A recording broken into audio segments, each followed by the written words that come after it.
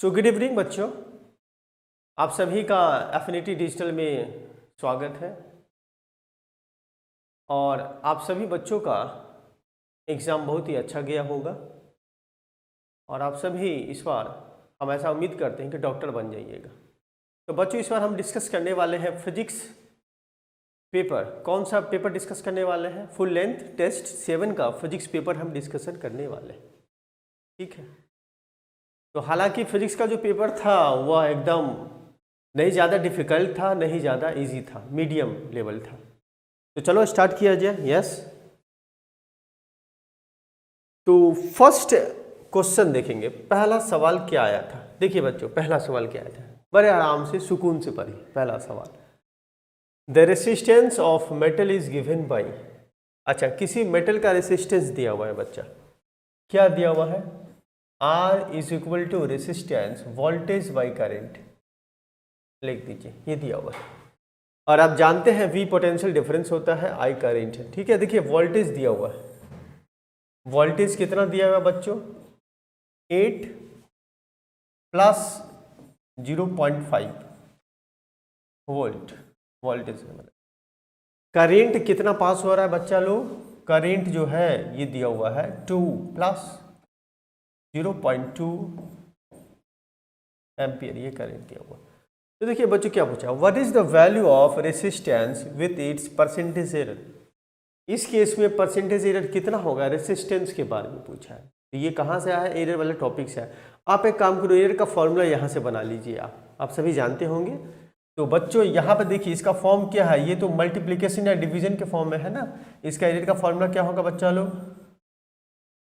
Delta R by R into 100 is equal to, आप सभी जानते हैं, delta V by B into 100 plus delta I by I into 100। देखिए बच्चों, formula available है, ये फॉर्मूला है। इस फॉर्मूले पे बस वैल्यू पुट करना बचा हुआ है, वैल्यू पुट कर देंगे। ठीक है, दी आई होप सभी को समझ में आया होगा ये किस तरह से होता है फॉर्मूला। ठीक है, नाउ बच्चों वैल्यू पुट करेंगे तो क्या क्या वैल्यू? देखिए वोल्टेज में एरर कितना है, ये वोल्टेज का एरर हो गया, ये करंट का एरर हो गया। जो भी डेल्टा भी मतलब एरर बताता है, error in voltage, error in current. ठीक है, ये वैल्यू यहाँ पे पुट करेंगे। वी का मतलब क्या बच्चा? ये 8 हो गया, वी हो गया। आई का मतलब क्या हो गया? 2 हो गया, आई हो गया। ठीक है, अब यहाँ पे क्या चेक करना है? ये आर सर कितना होगा? तो आर निकालने का सिंपल सा फॉर्मूला है sir, R is equal to V by I कर दीजिएगा। ठीक है, तो v कितना है? देखिए 8/2, तो ये कितना आ जाएगा? 4 ओम आ जाएगा। ठीक है, तो देखिए बच्चों सॉल्यूशन किस प्रकार से होना चाहिए। सबसे पहले r निकाल लीजिए। तो r क्या होगा? v बाई आई 8/2, 4 ओम आ गया। Now according to the formula, फॉर्मूले पे जाइए। Delta R by R is equal to delta V 0.5, 8 plus 0.2। इसको कैलकुलेशन करेंगे तो ये कितना आ जाएगा आपका? 0.1625 आता है। ठीक है, लेकिन बच्चों इसको परसेंटेज में लिखना है, तो परसेंटेज में अगर आप लिखेंगे ना तो ये चीज़ आ जाएगा, इंटू 100 कर दीजिए, तो ये आ जाएगा आपका 16.25%, 25 में आएगा। तो फाइनल आंसर क्या होगा? 4 प्लस माइनस 16.25% इसका आंसर होगा फाइनल। तो ऑप्शन कौन सा होगा बच्चा लोग? ऑप्शन नंबर 1 सही आंसर कौन सा होगा? ऑप्शन नंबर 1 आपका होगा। आई होप आपको समझ में आया होगा। एरर का जो फॉर्मूला होता है, इस फॉर्मूले को अप्लाई कीजिए। जो डेल्टा होता है वो एरर बताता है उस फिजिकल क्वांटिटी का, और कुछ आपको करना नहीं है। फॉर्मूला के हिसाब से वैल्यू पुट कीजिए, आंसर मिल जाएगा। तो चलिए बच्चों क्वेश्चन नंबर 2 पे चलते हैं। क्वेश्चन नंबर 2 देखिए क्या बोलता है। Three forces are acting on the particle such that particle remains in equilibrium. The value of A should be। देखिए बच्चों यहाँ पे दिया हुआ है किसी पार्टिकल पे 3 फोर्स लगता है और पार्टिकल का नेचर क्या है? इक्विलिब्रियम में है। इसका मतलब क्या? According to the formula, formula क्या बताता है? थ्योरी क्या सिखाया है हमने आपको कि जब भी कोई पार्टिकल इक्विलिब्रियम में होता है, इसका मतलब उस पर नेट फोर्स मस्ट भी 0 होना चाहिए। तो आप सिंपल सा देखिए फॉर्मूला सीख लीजिए, बाकी आप जानते होंगे। तो फॉर्मूला क्या लिखेंगे? F1 plus F2 plus F3 is equal to 0। ऐसा क्यों होता है? क्योंकि ये कंडीशन होता है, अगर कोई भी बॉडी इक्विलिब्रियम में होता है तो नेट फोर्स कितना होना चाहिए? उस पर 0 लगना चाहिए, ये शर्त होता है, कंडीशन होता है। नीड फॉर 0, 3 फोर्स लगा F1 F2 F3 equal to 0 कर दीजिए। अगर 4 फोर्स लगेगा, चारों का वेक्टर एडिशन 0 करेंगे, 5 लगेगा, पांचों का 0 करेंगे, ठीक है। अच्छा, अब हम लोगों को ये F3 वाला का ए निकालना है। क्या निकालना है बच्चा लोग? ए निकालना है, तो इसको निकाल दीजिए। देखिए वैल्यू पुट कीजिए F1 F2 F3, F1 का वैल्यू, F2 का वैल्यू, F3 का वैल्यू ऐड कर दीजिए। सो आफ्टर एडिशन बच्चा लोग, आफ्टर एडिशन ये आपको इस तरह से लिखना चाहिए। यहाँ पे 2 वैल्यू मिलेगा, ये मिलेगा, इस तरह से कॉमन ले लीजिए, i प्लस जे माइनस के 6 प्लस ए, तो ए कितना आ जाएगा? -6। तो बड़ा सिंपल सा सवाल था, आई होप आपको समझ में आया होगा, ठीक है। ऑप्शन चेक कीजिए, -6 कौन सा ऑप्शन अवेलेबल है, चेक कीजिए। देखिए फर्स्ट ऑप्शन आ रहा है -6। तो थ्योरी क्लियर है, इस तरह से आप बना सकते हैं। तो अगला सवाल पे चलते हैं बच्चा, क्वेश्चन नंबर 3 पे आ जाइए, ठीक है। क्वेश्चन नंबर 3 पे आइए, सॉल्व किया जाए। A body covers A total distance of 3s। कोई एक बॉडी दिया हुआ है जो टोटल डिस्टेंस ट्रेवल करता है, कितना करता है बच्चा लोग? टोटल डिस्टेंस मान लीजिए AB 3s करता है। तो पहले हम आपको फॉर्मूला बताएंगे, उसके बाद देखेंगे कि इस तरह से इसको बनाया जाता है ना। और दिया क्या हुआ है? फर्स्ट S, पहला S, ये जो पहला S होगा ना, यहाँ से यहाँ, दूसरा S ये यहाँ से यहाँ चला, फिर यहाँ से यहाँ चला, और फिर यहाँ से यहाँ चला, 3 SS। देखिए विथ U, ये U के साथ चलता है ना। सेकेंड विथ V के साथ चलता है। थर्ड विथ W के साथ चलता है। तो एवरेज वेलोसिटी क्या होगा ड्यूरिंग द होल जर्नी? इस जर्नी में A से B तक एवरेज वेलोसिटी क्या होगा? तो देखिए बच्चों, आपको मालूम है, देखिए फॉर्मूला देख लीजिए, उसके बाद आप बना ही दीजिएगा, क्योंकि आप सभी बच्चे बहुत ही इंटेलिजेंट हैं और आपको आता है, आपने बहुत बार रिवीजन भी किया होगा। Average velocity is equal to बच्चों डिस्प्लेसमेंट अपॉन टाइम। तो ये फॉर्मूला होता है, डिस्प्लेसमेंट बाय टाइम होता है। तो डिस्प्लेसमेंट टोटल कितना है? S थ्राइस S लिख दीजिएगा, है ना, आप सभी जानते हैं। तो क्या लिखेंगे? Thrice S। और टाइम यहाँ से यहाँ टाइम कितना लगा? तो देखिए आप इसको निकाल लीजिएगा, यहाँ से यहाँ T1 लगा है, यहाँ से T2 लगेगा, यहाँ T3 लगेगा, ठीक है। तो आप क्या लिखेंगे sir? T1 is equal to, देखिए यहाँ से यहाँ क्या है? S है ना, सो डिस्टेंस अपॉन U लिखेगा। T2 बच्चों लोग क्या लिखेंगे? हम S/V लिखेंगे। इसी तरह से T3 क्या लिखेंगे? S/W लिख दीजिए। तो फॉर्मूला क्या बन गया? मेन है फॉर्मूला क्या हो गया बच्चा लोग? T1 T2 प्लस T3, ये मेन फॉर्मूला हो गया। बस आपको वैल्यू पुट करना है यहाँ पर। तो चलिए इसको बना लिया जाए। देखिए किस तरह से इसको सॉल्व किया गया है। Total distance by total time, ये फॉर्मूला होता है। So total distance thrice S time, है ना, देखिए thrice S time T1 T2 T3। अगर इसको सॉल्व करते हैं तो ये रिजल्ट आपको देखने को मिलेगा। आफ्टर टेकिंग LCM ये रिजल्ट आपको देखने को मिलेगा, ठीक है। 3UVW UV plus VW plus VV। तो कौन सा ऑप्शन सही नजर आ रहा है बच्चा लोग? ऑप्शन नंबर 3 नजर आ रहा है ना, चेक कर लीजिए एक बार, है ना। ऑप्शन नंबर 3, यस, ये ऑप्शन जो है ये करेक्ट है, ठीक कीजिए। तो कोई भी सवाल, इस तरह का कोई भी सवाल होगा, एवरेज वेलोसिटी निकालने का मेथड यही होता है, इसी को आप फोकस कीजिएगा। नेक्स्ट प्रॉब्लम, क्वेश्चन नंबर 4 देखिए। The velocity of the car travelling on a straight road is given by equation where v is the metre per second and t is the time instantaneous acceleration. अगर किसी particle का velocity का equation available है और acceleration निकालना है, तो हम क्या करेंगे? सिंपल सा formula, acceleration is equal to velocity by time, ये फॉर्मूला लगा दीजिए। v/dt, dv/dt के लगा दीजिएगा, है ना। सिंपल सा टेक्निक कीजिएंगे। एक आप देखिए क्या लिखेंगे? d/dt, इसको सॉल्व कर दीजिएगा। 6 + 8t - t², ऐसे लिख दीजिए। अब बस इसको आप सॉल्व कर लीजिए। तो देखिए क्या आ जाएगा, यहाँ से अगर डिफ्रेंसिएशन करेंगे तो बच्चा लोग क्या आ जाएगा? 8 कीजिए, यहाँ से ये 0 हो गया, 8 आएगा -2t। देखिए ये रिजल्ट देखने को मिला। तो कितना टाइम पे पूछा है 4.5, तो 4.5 यहाँ पे पुट करेंगे तो ये बच्चा 9 आएगा, 9 है ना। तो फाइनल जो आंसर होगा बच्चा लोग, अगर आप इसको चाहें 8 - 2 × 4.5 कीजिए तो बच्चों ये आ जाएगा 8 - 9 which is equal to -1। So best answer option number 3 check कीजिए -1। तो ये भी सिंपल सवाल था, है ना। तो आपने जरूर इसको बनाया होगा, प्रैक्टिस किया होगा। तो चलिए नेक्स्ट प्रॉब्लम पे चलते हैं। क्वेश्चन नंबर 5 पे आते हैं।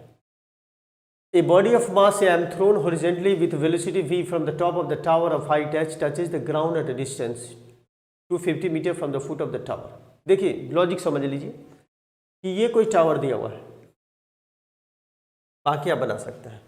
ये टावर दिया हुआ है बच्चा लोग, और यहाँ से किसी बॉडी को सीधा फेंक दिया गया। कोई बॉडी है, हॉरिजेंटली थ्रो किया गया, thrown horizontally with a velocity v from the top of the tower. Yes velocity v दिया हुआ है, ऑफ हाइट h, ठीक है, touches the ground at a distance. इस तरह से प्रोजेक्टाइल बच्चा है ना, ये दिया हुआ है। देखिए ये चीज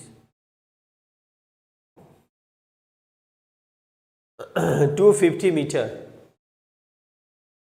मीटर है ना। इस बॉडी का मास कितना है, बॉडी का मास m है और वेलोसिटी भी है, हाइट h 250। यहाँ पे देखिए प्रोजेक्टाइल यहाँ पे लैंड हुआ, यहाँ पर, ठीक है।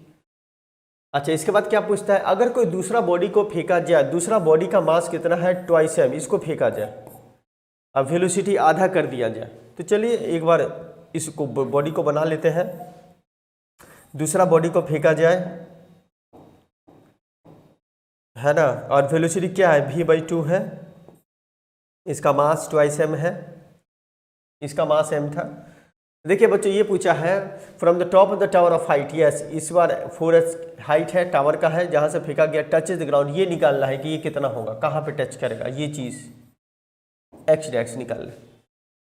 तो सवाल आ गया समझ में कि भाई ये प्रोजेक्टाइल का है, हॉरिजॉन्टली थ्रोन एग्जांपल हो गया प्रोजेक्टाइल वाला। अब इसको दिमाग लगाएंगे, बना लेंगे, है ना। दो इक्वेशन यहाँ से एक इक्वेशन बनाएंगे, एक इक्वेशन यहाँ से बनाएंगे, दोनों को डिवाइड कर दीजिए, आपको आंसर जरूर मिल जाएगा। तो देखिए अगर किसी भी बॉडी को सीधा फेंका जाता है तो इस केस में इसका वर्टिकल वेलोसिटी क्या होगा, 0 होता है, ठीक है।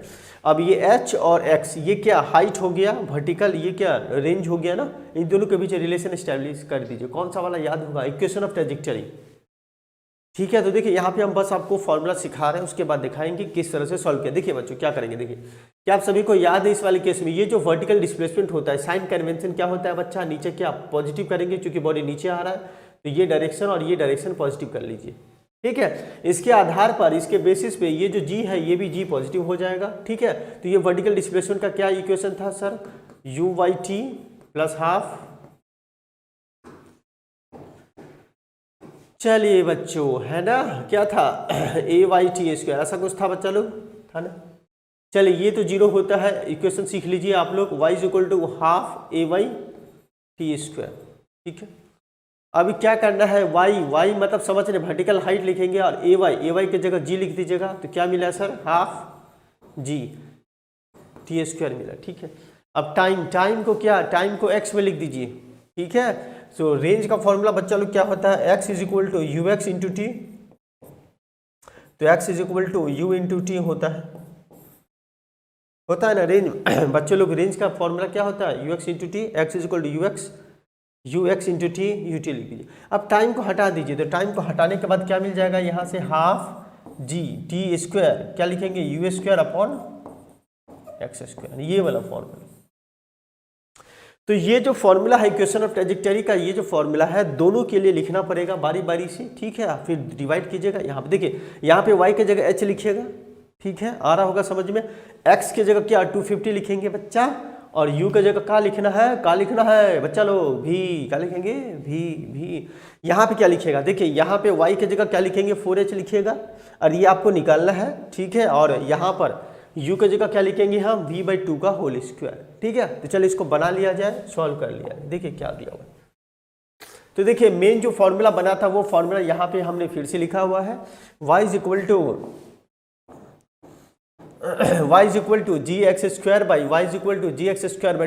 = मेन फॉर्मूला यही है। पहले वाली केस में y की जगह h लिखेंगे, g, x कितना था, x था पहले वाली केस में 250, है ना, 250 मीटर, Q50 लिखिए और ये U की जगह क्या था V। पहला क्वेश्चन कंप्लीट बच्चा लोग बोलेगा हाँ sir complete sir. Second equation में क्या था से हाइट ऑफ द टावर क्या है बच्चा 4h था जी एक्स स्क्वायर हमको ये निकालना ही है, इसको छोड़ दीजिए वेलोसिटी क्या V/2 दो इक्वेशन का दोनों को डिवाइड कर दीजिए कितना आएगा बच्चा रिजल्ट कितना मिला 250 मीटर ये रिजल्ट देखने को मिलने वाला है। ठीक है तो ऑप्शन नंबर कौन सा है चेक किया जाए। यस ऑप्शन नंबर 1 ये एस्टैब्लिश हुआ ऑप्शन नंबर 1 इसको चेक कर लीजिए। आई होप सभी को आया होगा, नहीं आया है तो एक बार काम कीजिए फिर से देखिए बार बार देखिए डॉक्टर बनना है आप लोगों को। चलो नेक्स्ट प्रॉब्लम पे चलते हैं। देखिए क्वेश्चन नंबर 6 पे आ जाइए। अगेन प्रोजेक्टाइल का एक सवाल अवेलेबल है। Two stone are projected with same initial speed but making different angle with the horizontal such that their horizontal ranges are equal. देखिए यहाँ पे दिया हुआ है कि दो स्टोन को इस तरह से फेंका गया ताकि दोनों का सेम इनिशियल स्पीड है, ठीक है, लेकिन अलग अलग एंगल है। इस तरह से एंगल है ताकि दोनों का रेंज बराबर हो। तो बच्चा ये तो आप जानते हैं कि जब भी दो प्रोजेक्टाइल का रेंज इक्वल होता है उस केस में एंगल्स क्या होते हैं कॉम्प्लीमेंट्री होता है। इसका मतलब दोनों एंगल का जो सम होता है वह 90 के बराबर होता है। अगर एक 45 होगा दूसरा भी क्या 45 होगा, एक 30 दूसरा 60 होगा, ऐसा कुछ, एक 50 दूसरा 40 होगा। ठीक है अब इसको यहाँ पे लगा दीजिए। If the angle of projection of one projectile किसी एक का दिया हुआ है π/3 और हाइट दिया हुआ ये है, then the maximum height of the other projectile will be. Maximum height क्या होगा अदर प्रोजेक्टाइल का। चलो बच्चे इसको बना लेते हैं। तो देखिए सबसे पहला लॉजिक है कि यहाँ पे दो प्रोजेक्टाइल दिया हुआ है। चलिए एक बार समझा दिया जाए। दोनों का स्पीड सेम है, एंगल कॉम्प्लीमेंट्री है, रेंज सेम का मतलब कि एंगल कॉम्प्लीमेंट्री है। ठीक है ये h है तो ये जो एंगल दिया हुआ है यहाँ पर कितना दिया हुआ था एंगल दिया हुआ है आपका पहला वाले केस में देखिए कितना दिया हुआ है 60 डिग्री π/3 क्या होता है 60। ठीक है सेकेंड वाले केस में चले जाइए। अगर ये वाला एंगल देखिए ये रेंज और ये रेंज सेम है ना, रेंजेस आर सेम। ठीक है बच्चा लोग इसका मतलब ये जो एंगल होगा इस बार जो एंगल होगा आप सभी ने सही बताया कितना होगा 30 डिग्री होगा। 30 डिग्री होगा क्या π/6 होगा। तो ये निकालना है कि ये कितना होगा, ये जो हाइट है ना ये कितना होगा, बस यही तो कंसेप्ट है। तो पहला कंसेप्ट क्या था रेंज सेम है तो एंगल आर इक्वल्स है ना, angle are complementary not equals, angle are complementary होगा। सो 60 और ये 30 तो देखिए रेंज सेम है। तो पहले वाले केस में आप क्या करेंगे इसका मैक्सिमम हाइट निकाल दीजिए। तो मैक्सिमम हाइट क्या हो जाएगा यहाँ पर, तो इसका जो मैक्सिमम हाइट का फॉर्मूला क्या होता है, मैक्सिमम हाइट होता है बच्चों लोग u² sin² θ/2g होता है। तो यहाँ पर वैल्यू पुट कर देंगे हम लोग, u सेम है u² 2g sin², पहले वाले केस के लिए लिख रहे हैं 60 डिग्री। तो बच्चों अगर इसको आप सॉल्व करते हैं sin² 60 डिग्री तो sin 60 क्या होता है √3/2 होता है तो 4 आ जाएगा। तो ये आ रहेगा है ना h इतना आ जाएगा पहले वाले केस में। तो इसको अगर आप सॉल्व करेंगे तो बच्चे लोग 3u²/8g आ जाएगा 8g ये वाला केस। अब इसको सॉल्व कीजिए तो इस वाले केस में क्या लिखेंगे एंगल कितना हो गया 30 डिग्री हो गया, u² sin² 30 डिग्री/2g करेंगे। तो जब इसको सॉल्व करते हैं तो ये बच्चों कितना आता है h' u²/8g और ये कितना है 3g। अगर इसको डिवाइड करते हैं तो बच्चा क्या मिलता है आंसर h' = h/3 मिलता है ना। इससे ये कम साबित हुआ, कितना कम है 3 टाइम्स कम है। तो आंसर कौन सा हो गया h/3। देखिए चेक कीजिए कौन सा ऑप्शन बेस्ट है, h/3 का ऑप्शन नंबर 4 करेक्ट है। तो आई होप सभी को आया होगा समझ में। दो कंसेप्ट है, रेंजेज सेम का मतलब क्या एंगल कॉम्प्लीमेंट्री, दोनों का सम 90 डिग्री। दो इक्वेशन बनाना है मैक्सिमम हाइट का, दोनों को डिवाइड कर दीजिएगा। ठीक है चले आ चुका होगा समझ में। क्वेश्चन नंबर नेक्स्ट 7 पर आइए। A body of mass 10 kg placed on a horizontal surface acted upon by constant force। चलिए इसको फिगर बना लेते हैं। एक बॉडी है 10 kg का है ना, इसमें एक फोर्स लगा दिया, पहले समझा देंगे आपको आप लोग को। हाँ इसमें एक फोर्स लगा दीजिए। फोर्स लगाने से और ये क्या रफ सरफेस है, मतलब यहाँ पे म्यू इन्वॉल्व है। रफ का मतलब क्या होता है कि फ्रिक्शन अवेलेबल है। देखिए फोर्स लगाने से बॉडी को एक्सेलरेशन कितना मिला है, 10 मीटर पर सेकेंड मिला है, ठीक है। Coefficient of kinetic friction between the body and the surface, yes coefficient of friction. तो सिंपल बात है, जैसे ही रफ सरफेस पे बॉडी रखा है, अगर ये चलना स्टार्ट किया, मोशन में होगा, तो अपोजिशन क्या होगा, यहाँ पे अपोजिशन कौन सा ऑफर करेगा, फ्रिक्शन अपोज करेगा। इसका मतलब इस डायरेक्शन में कौन सा फ्रिक्शन आ जाएगा, काइनेटिक वाला आ जाएगा, एफ के लिख दीजिए। तो बाकी आप इंटेलिजेंट है तो क्या लिखना चाहिए, according to Newton's law second law क्या लिखेंगे, net force is equal to mass into a लिख दीजिएगा। तो नेट फोर्स की जगह क्या, F minus F k is equal to m into a, बस इसी को सॉल्व करना है तो रिजल्ट खुद ब खुद आ जाएगा। और एफ के कितना हो जाएगा, म्यू इंटू नॉर्मल होता है, एक बार फॉर्मूला लिख दिया गया है, सो म्यू एम जी लिख दीजिए, ठीक है। तो एक बार देख लीजिएगा फॉर्मूला, ये सिंपल सा ट्रिक है, आप जानते हैं, बस चल इसको बना लिया जाए। तो फॉर्मूला पे वैल्यू पुट कीजिए, यहाँ पे देखिए वैल्यू पुट किया गया है। एक्सेलरेशन इज इक्वल टू, देखिए एक्सेलरेशन इज इक्वल टू क्या होगा, applied force minus kinetic friction divided by 10, है ना। अभी हमने आपको बताया था एक्सेलरेशन क्या मिला था बच्चा लोग, net force divided by M, बस वैल्यू पुट कीजिए। देखिए वैल्यू पुट कीजिए, तो यहाँ पे वैल्यू दिया हुआ है 10 अप्लाइड फोर्स कितना है, ये है, ये काइनेटिक फ्रिक्शन है। तो यहाँ से अगर सॉल्व करेंगे तो काइनेटिक फ्रिक्शन कितना आ जाता है, 29.4 आता है। और काइनेटिक फ्रिक्शन का फॉर्मूला कौन सा होता है बच्चा लोग, म्यू के इंटू एन, है ना। नॉर्मल, नॉर्मल कितना होता है, सभी बच्चों को याद है, नॉर्मल होता है mg होता है नॉर्मल। तो वैल्यू पुट कीजिए m इंटू जी, तो म्यू की कितना आ गया, ये म्यू की दिख रहा है सर, कितना हो गया आफ्टर कैलकुलेशन, क्या हो गया 0.3 आ रहा है, ठीक है। आई होप आपने बनाया होगा। ऑप्शन चेक कीजिए, ऑप्शन नंबर 3, है ना, तीसरा ऑप्शन सही है, 0.3, इस तरह से बना दीजिए। चलिए नेक्स्ट क्वेश्चन नंबर 8 पे आइए। A spring of force constant k is cut into 3 pieces, the force constant of which. देखिए बड़ा सिंपल सा सवाल है, कोई स्प्रिंग है, इसको 3 पीसेस में काट दिया गया है। स्प्रिंग को 3 पीसेस में काटने के बाद किसी एक पार्ट का फोर्स कांस्टेंट क्या होगा। तो सिंपल सा लॉजिकली है, किसी भी स्प्रिंग के लिए के इंटू एल क्या होता है, कांस्टेंट होता है ऑलवेज, ठीक है। तो बच्चा लोग क्या लिखेंगे, K L is equal to K one L one is equal to K two L two K three L three is equal to constant, आप जानते हैं। हाँ लेकिन यहाँ पे ये सब बराबर है ना। L1 क्या बराबर है sir, L1 is equal to L2 is equal to L3 is equal to L/3 कर दीजिए, इक्वल पार्ट में कर, इक्वल है 3 इक्वल पार्ट्स।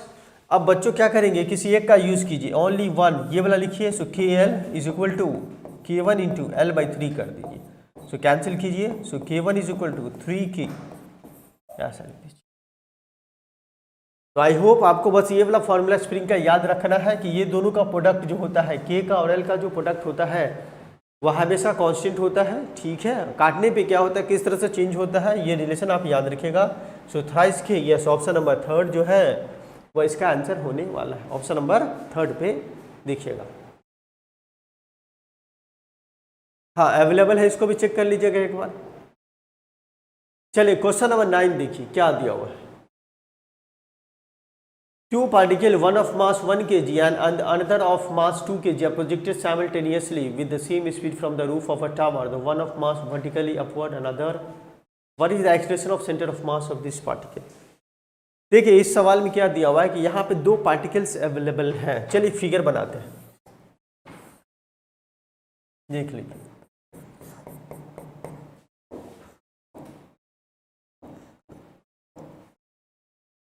दो पार्टिकल है, एक पार्टिकल को 1 kg का पार्टिकल है, इसको ऊपर फेंक दिया गया।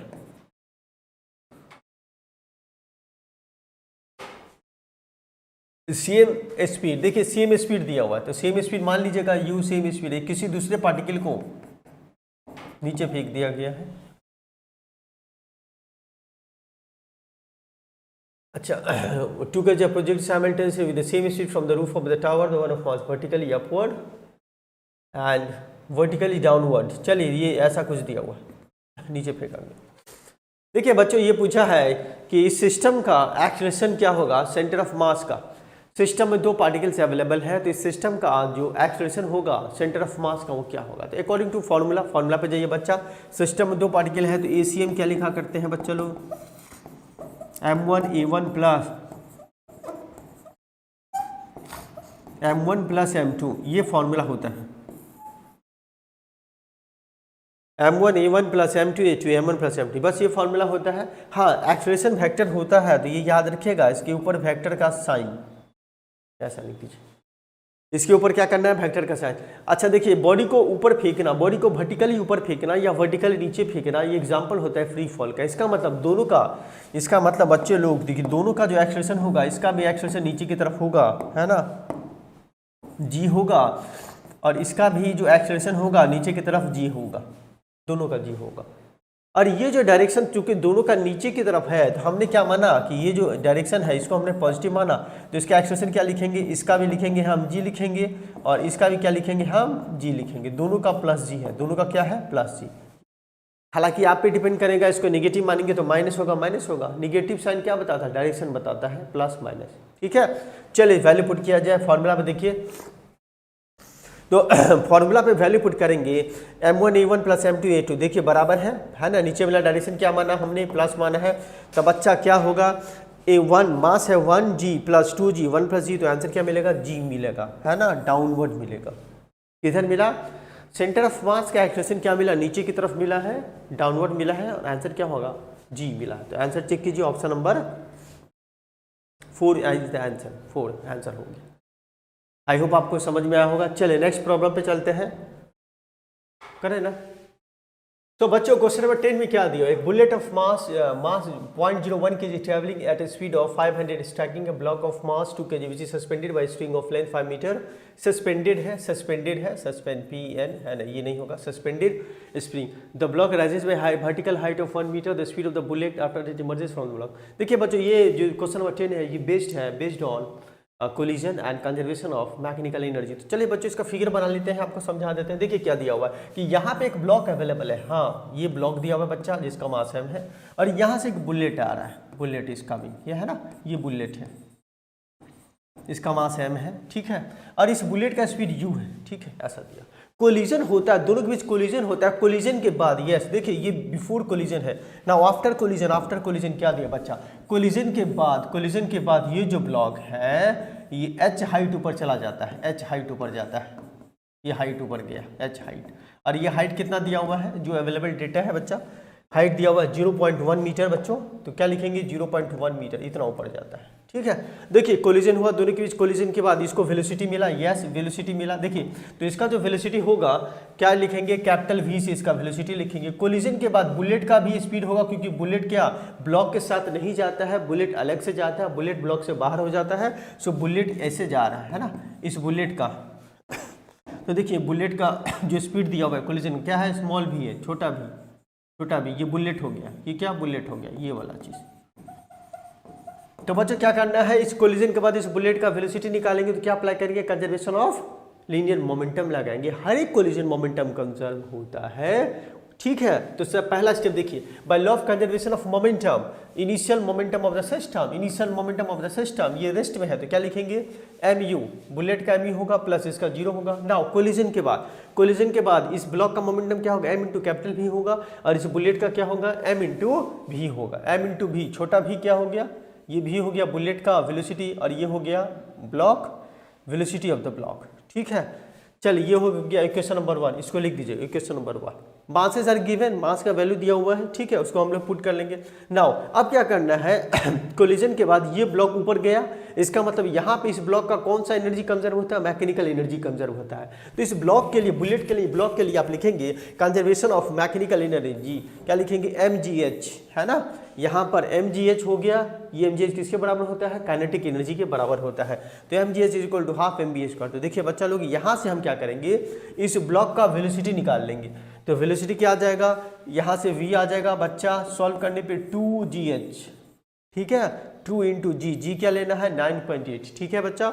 अब बहुत सारा बच्चे बोलेंगे कि सर g जो है, यस देखिए ये दिया हुआ है, ये आपको लेना है, प्रॉब्लम दिया रहेगा 9.8 या 10 लीजिए, ठीक है। तो यहाँ से देखिए क्या आ गया 1.4 मीटर पर सेकेंड आ गया। अब ये जो वैल्यू मिला है कैपिटल V, ये वैल्यू आपको यहाँ पे पुट करना है, इक्वेशन नंबर 1 पे पुट कर दीजिए।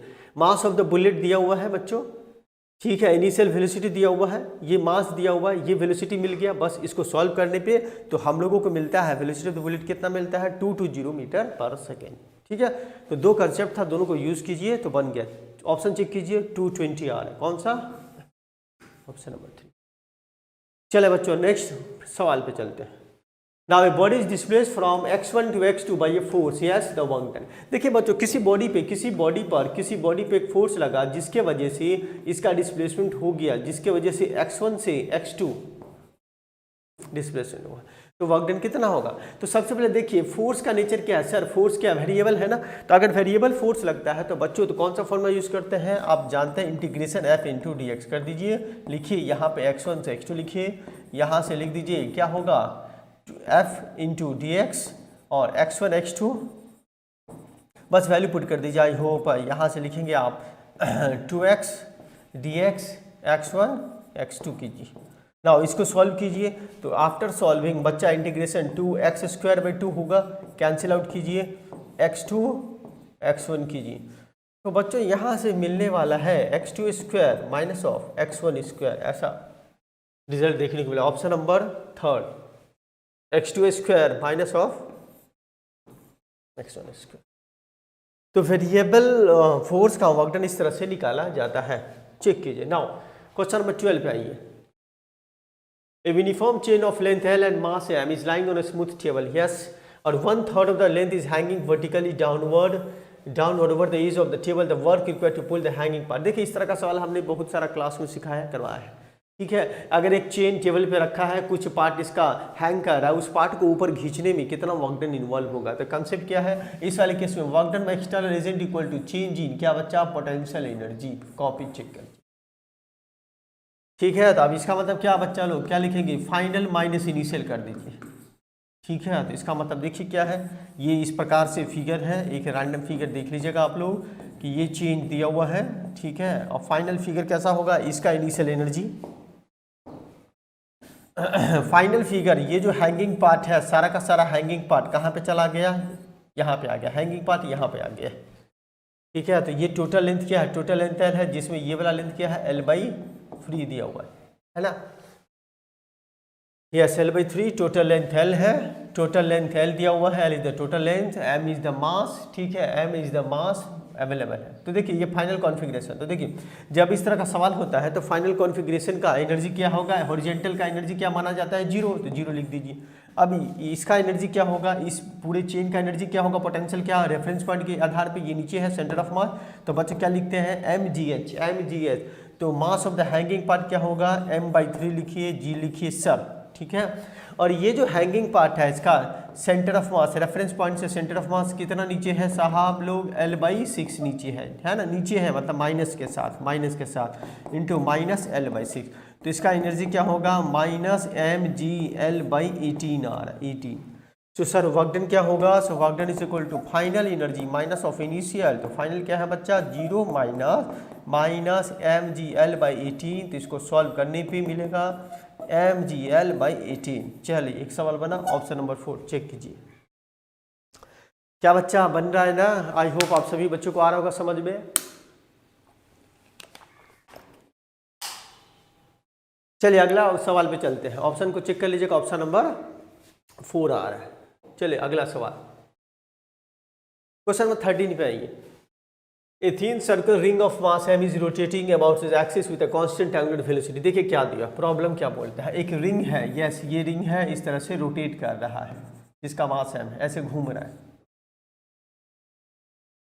ऐसे घूम रहा है। ठीक है बच्चा लोग, now the two object each of mass m are attach gently to the opposite end of the diameter of the ring now rotates, yes rotates. अब देखिए क्या दिया, सवाल समझिए कि यहाँ पे अगर दो पॉइंट ऑब्जेक्ट को यहाँ पे अटैच कर दिया जाए, ठीक है, अगर दो पॉइंट ऑब्जेक्ट को यहाँ पे अटैच कर दिया जाए तो फाइनली इसका एंगुलर वेलोसिटी कितना होगा। तो देखिए इस तरह का सवाल में क्या यूज़ करना है, अगर कोई भी बॉडी पहले से घूम रहा होता है, रोटेशन मोशन कर रहा होता है, और उस बॉडी पे कोई दूसरा बॉडी को चिपका दो या लगा दो, तो इस पूरे प्रोसेस में, इस पूरे फिनोमेना में क्या होता है, कंजर्वेशन ऑफ एंगुलर मोमेंटम आपको लगाना चाहिए। ठीक है, तो बनाने का तरीका सीख लीजिए बच्चा। तो क्या करेंगे, इनिशियल फिगर ऐसे बना दीजिएगा, यस सर ऐसे घूम रहा है ओमेगा, ऐसे ये एक्सिस हो गया, नाउ फाइनल फिगर बच्चा, फाइनल फिगर ऐसे बना दीजिए कि 2 पॉइंट ऑब्जेक्ट को यहाँ पे रख दिया गया है। ये तो रिंग है, हाँ ये तो पहले से रिंग है ही। अब नाउ इसका न्यू स्पीड क्या होगा? तो बच्चों क्या करना है, इनिशियल जो एंगुलर मोमेंटम होगा इस एक्सिस के अबाउट, वही एंगुलर मोमेंटम होगा इस एक्सिस के about after addition of the masses. तो बस वही आपको करना है, initial angular momentum of, initial angular momentum क्या होगा, बस इस रिंग का है इस एक्सिस के अबाउट। एंगुलर मोमेंटम क्या होता है बच्चा लोग, आई इंटू ओमेगा होता है ना, आई ओमेगा होता है। तो मोमेंट ऑफ इनर्शिया रिंग का क्या होता है, M R square into omega लिखिए, ठीक है। नाउ फाइनल मोमेंटम, तो फाइनल मोमेंटम में किसका किसका होगा, रिंग का होगा, दो क्या होगा, दो मासेस का होगा, ये सेंटर और ये रेडियस है ना, रेडियस दिया हुआ। तो बच्चा लोग क्या लिखेंगे, momentum of the ring, yes momentum of the ring M R square इस एक्सिस के about plus momentum of 2 object, इन दोनों ऑब्जेक्ट का मोमेंटम लिखना है। तो इसका मोमेंट ऑफ इनर्शिया क्या होगा, इस वाले ऑब्जेक्ट का एम आर स्क्वायर होगा, इसका भी एम आर स्क्वायर होगा। तो इसीलिए एक साथ लिखिए twice M R square omega dash. After solving ये चीज हमको देखने को मिलेगा, capital M M plus twice M into omega. Option number 3 check कीजिए। तो ऑप्शन नंबर 3 जो है ये करेक्ट ऑप्शन है, इसको चेक कीजिएगा। आई होप आपको समझ में आया होगा, कंजर्वेशन ऑफ मोमेंटम लगाना है। Now a body is projected away from the earth with a speed 3v where v is the escape velocity, the speed of the body at infinity। तो देखिए ये जो है कि कोई बॉडी को escape velocity से फेंका गया, what is the velocity of projection, 3 times of escape velocity। तो उस बॉडी का इन्फिनिटी पे स्पीड क्या होगा। तो कंसेप्ट क्या है कि अगर किसी भी बॉडी को एस्केप वेलोसिटी से थ्रो करते हैं तो इन्फिनिटी पे उसका वेलोसिटी कितना, 0 होता है। लेकिन अगर उसी बॉडी को आप थ्रो करते हैं एस्केप से ज़्यादा वेलोसिटी से फेंकते हैं तो इन्फिनिटी पे वेलोसिटी 0 नहीं होता है, कुछ ना कुछ देखने को मिलता है। तो बच्चों इसको बनाने का एक ही तरीका है, कंजर्वेशन ऑफ मैकेनिकल एनर्जी की लिख दीजिए। तो मैकेनिकल एनर्जी क्या करेंगे, आप आराम से यहाँ पे इस तरह से बना लीजिएगा, अर्थ सेंटर रेडियस अर्थ का मास, बॉडी को यहाँ से फेंका गया है और यहाँ वाला वेलोसिटी क्या है, वी ई है ना, प्राइस वी है। अब बॉडी इन्फिनिटी पे आया, बॉडी यहाँ पे आया, तो जब बॉडी यहाँ पे आएगा यहाँ पर वेलोसिटी आपको निकालना है ना, यहाँ पे निकालना है, यहाँ पे निकालना। तो पॉइंट ए और पॉइंट बी पे कंजर्वेशन ऑफ मैकेनिकल एनर्जी लगा दीजिए, ठीक है। तो लगाइए, देखिए by law conservation of energy क्या, इनिशियल सरफेस पे इन्फिनिटी पे लिखिए, potential plus kinetic surface, potential plus kinetic. तो सरफेस पे क्या होता है, minus G M by R plus kinetic half M B square 3v के साथ फेंका क्या बच्चा लोग। हाँ, पोटेंशियल क्या होता है इन्फिनिटी पे, हमेशा इन्फिनिटी पे पोटेंशियल 0 होता है, 0 plus half M B square, ये हमको निकालना है, ठीक है। अब करना क्या है, आप सभी बच्चों को यहाँ पे थोड़ा दिमाग लगाना है कि यहाँ पर v में आंसर लिखना है। तो क्या करेंगे, एस्केप वेलोसिटी का फॉर्मूला याद है ना बच्चा, वो रूट अंडर 2gm/r होता है। तो यहाँ पे v स्क्वायर, ठीक है। तो m को कॉमन लीजिए, तो ये मिला gm/r, ठीक है। अब क्या gm/r की जगह देखिए, gm/r की जगह क्या लिखेंगे, v स्क्वायर बाई 2 कीजिए। आफ्टर सॉल्विंग क्या मिलेगा, 2√2v मिलेगा। ऑप्शन चेक कीजिए, 2√2v ऑप्शन नंबर 4 देखने को मिला है। तो क्वेश्चन नंबर 14 कंप्लीट बच्चे लोग। नाउ क्वेश्चन नंबर 15 पे आ जाइए। The potential energy of gravitational interaction of point mass and a thin uniform rod of mass and length if they are located along a straight line at a distance a from each other is, yes। यहाँ पे potential energy पूछा है, क्या energy होगा एक rod के बीच में। देखिए ये रॉड और एक पॉइंट मास के बीच में जो ग्रेविटेशनल एनर्जी होता है वो कितना होगा। तो देखिए बच्चों, हम लोग जो पोटेंशियल एनर्जी लिखा करते हैं -G(m1m2/r), ये किसके लिए होता है, ये होता है पॉइंट मासेस के लिए होता है। लेकिन यहाँ पे एक तो पॉइंट मास नहीं है, इसका मतलब क्या करेंगे, हम इस रॉड में छोटा सा पॉइंट मास बना लेंगे, ठीक है। तो फॉर्मूला देखिए क्या लिखेंगे, यहाँ पे एक छोटा सा पॉइंट मास क्रिएट करेंगे जिसका dx होगा। तो एनर्जी क्या लिखेंगे, इन दोनों के बीच एनर्जी लिखना है ना, इन दोनों के बीच पॉइंट मास बन गया, dm बन गया ना ये। तो क्या लिखेंगे, du = -g(m), यस। और ये क्या होगा, ऐसे लिखिए, पहला स्टेप ये देखिए फिर से लिख रहे हैं, gm dm/x, ये चीज पहला स्टेप, ये स्टेप आ गया बच्चा लोग। आई होप आपको आया होगा ना। अब क्या करना है, आपको कितना बार क्लास में सीखा है सर, dm क्या होता है, dm होता है m/l × dx, ऐसे लिख दीजिए। तो बच्चे लोग m/l × dx लिखिए, है ना। फाइनल एनर्जी के लिए क्या करेंगे हम, फाइनल एनर्जी के लिए हमको इंटीग्रेशन करना होगा। द मिनिमम सेपरेशन ए है और फाइनल सेपरेशन क्या है, a + l है। तो ए से ए प्लस एल इंटीग्रेशन करेंगे आफ्टर सॉल्विंग, ये हमको मिलेगा minus yes G M by M log E A plus L. Option number 3 check कीजिए बच्चा लोग, ऑप्शन नंबर 3 जो है वो करेक्ट ऑप्शन देखने को मिला है। तो इस वाले सवाल में कंसेप्ट क्या था कि अगर एक रॉड मिलता है तो वहां पे एक पॉइंट मास आपको बनाना चाहिए रॉड के केस में, ठीक है। चलो नेक्स्ट सवाल पे चला जाए। क्वेश्चन नंबर 16 देखिए, assuming that the silicon diode having negligible resistance, the current through the diode is knee voltage of the silicon diode। देखिए ये एक पीएन जंक्शन डायोड दिया हुआ है बच्चा लोग, पूछा है इस सर्किट में करंट क्या पास होगा, what is the value of current in the circuit, है ना। ये 100 ओम रेसिस्टेंस है, ये 3 वोल्ट है, ये 0 वोल्ट है। तो देखिए बच्चे लोग क्या करेंगे, आप बड़े आराम से सोचिए, ये जो नी वोल्टेज होता है, तो जब भी इस सर्किट में करंट फ्लो होगा तो ये जो डायोड है, ये जो पीएन जंक्शन डायोड है, इसके अक्रॉस वोल्टेज कितना आता है, नी वोल्टेज आ जाता है ना, नी वोल्टेज दिया हुआ। अगर क्वेश्चन पेपर में नी वोल्टेज अवेलेबल ना हो, आइडियल डायोड होता है तो मान लेते हैं 0 वोल्ट। चूंकि यहाँ पे नी वोल्टेज अवेलेबल है बच्चों, तो क्या मान लेंगे, इसके अक्रॉस वोल्टेज कितना आएगा, 0.7 वोल्ट। इसका मतलब जो टोटल वोल्टेज होगा 3 माइनस 0 में से कुछ वोल्टेज यहाँ मिलेगा, बाकी वोल्टेज यहाँ पे ड्रॉप होगा, ठीक है। तो इस कंसेप्ट को लगाइए, बना दीजिए। तो क्या लिखेंगे हम लोग, current is equal to, current क्या होता है, वोल्टेज बाय रेसिस्टेंस, ठीक है। तो इस रेसिस्टेंस के अक्रॉस, ये जो रेसिस्टेंस है इसके अक्रॉस वोल्टेज कितना होगा, ये 0.7 तो यहाँ पे आ गया है, और 3 माइनस कितना बचा 3, तो 3 माइनस कर दीजिएगा, 3 माइनस 0.7। तो देखिए बच्चों यही करना है 3 माइनस 0.7 कीजिए तो क्या आ जाएगा 2 point into the power minus क्या आएगा 23 मिली एम्पियर, आंसर हो गया। तो चेक कीजिए option number 4 23 milli ampere, check कीजिए। नाउ क्वेश्चन नंबर 17 पे आइए। In which of the following figure the junction diode is forward bias, कौन सा फिगर है जिसमें जंक्शन डायोड जो है वो फॉरवर्ड बायस है। तो देखिए फॉरवर्ड बायस में क्या होता है, फॉरवर्ड बायस में जो ये हो गया P, ये हो गया N, तो क्या होना चाहिए फॉरवर्ड बायस में, इसका वोल्टेज ज़्यादा होना चाहिए, है ना। P का साइड का वोल्टेज ज़्यादा होगा एज कम्पेयर टू N का साइड का। नाउ चेक कीजिए, देखिए पहला वाला केस 0 वोल्ट है 5, इसका वोल्टेज ज़्यादा है, फॉरवर्ड बायस नहीं होगा। दूसरे वाले केस में चेक कीजिए, ये वाला N है, N का ज़्यादा है तो ये भी नहीं होगा। तीसरे वाले में चेक कीजिए, ये P हो गया, N हो गया, तो यहाँ पे क्या N का 0 है और इसका -5 है, इसका कम हो गया, ये भी नहीं होगा बच्चा। लास्ट वाले ऑप्शन चेक कीजिए कि ये P और ये N हो गया, तो यहाँ पर चेक कीजिए N का क्या है -5, हाँ, और P का 0, तो ये हो गया आंसर। कौन सा ऑप्शन नंबर 4 जो है वो करेक्ट होगा, ये हो गया फॉरवर्ड बायस। फॉरवर्ड बायस में हमेशा P का जो वोल्टेज होता है N से ज़्यादा देखने को मिलता है। चलिए क्वेश्चन नंबर 18 पे आ जाइए। The radius r of a nucleus changes with the nuclear number of, yes, so according to the formula जो न्यूक्लियस होता है बच्चा वो क्या होता है, स्फेरिकल इन शेप। न्यूक्लियस क्या होता है, स्फेरिकल इन शेप होता है। आप जानते हैं इसका जो वॉल्यूम होगा यही ना बच्चा लोग, 4/3 पाई r क्यूब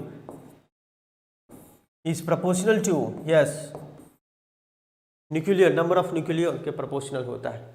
जितना ज़्यादा न्यूक्लियंस होगा उतना ज़्यादा इसका क्या होगा, साइज हो जाएगा।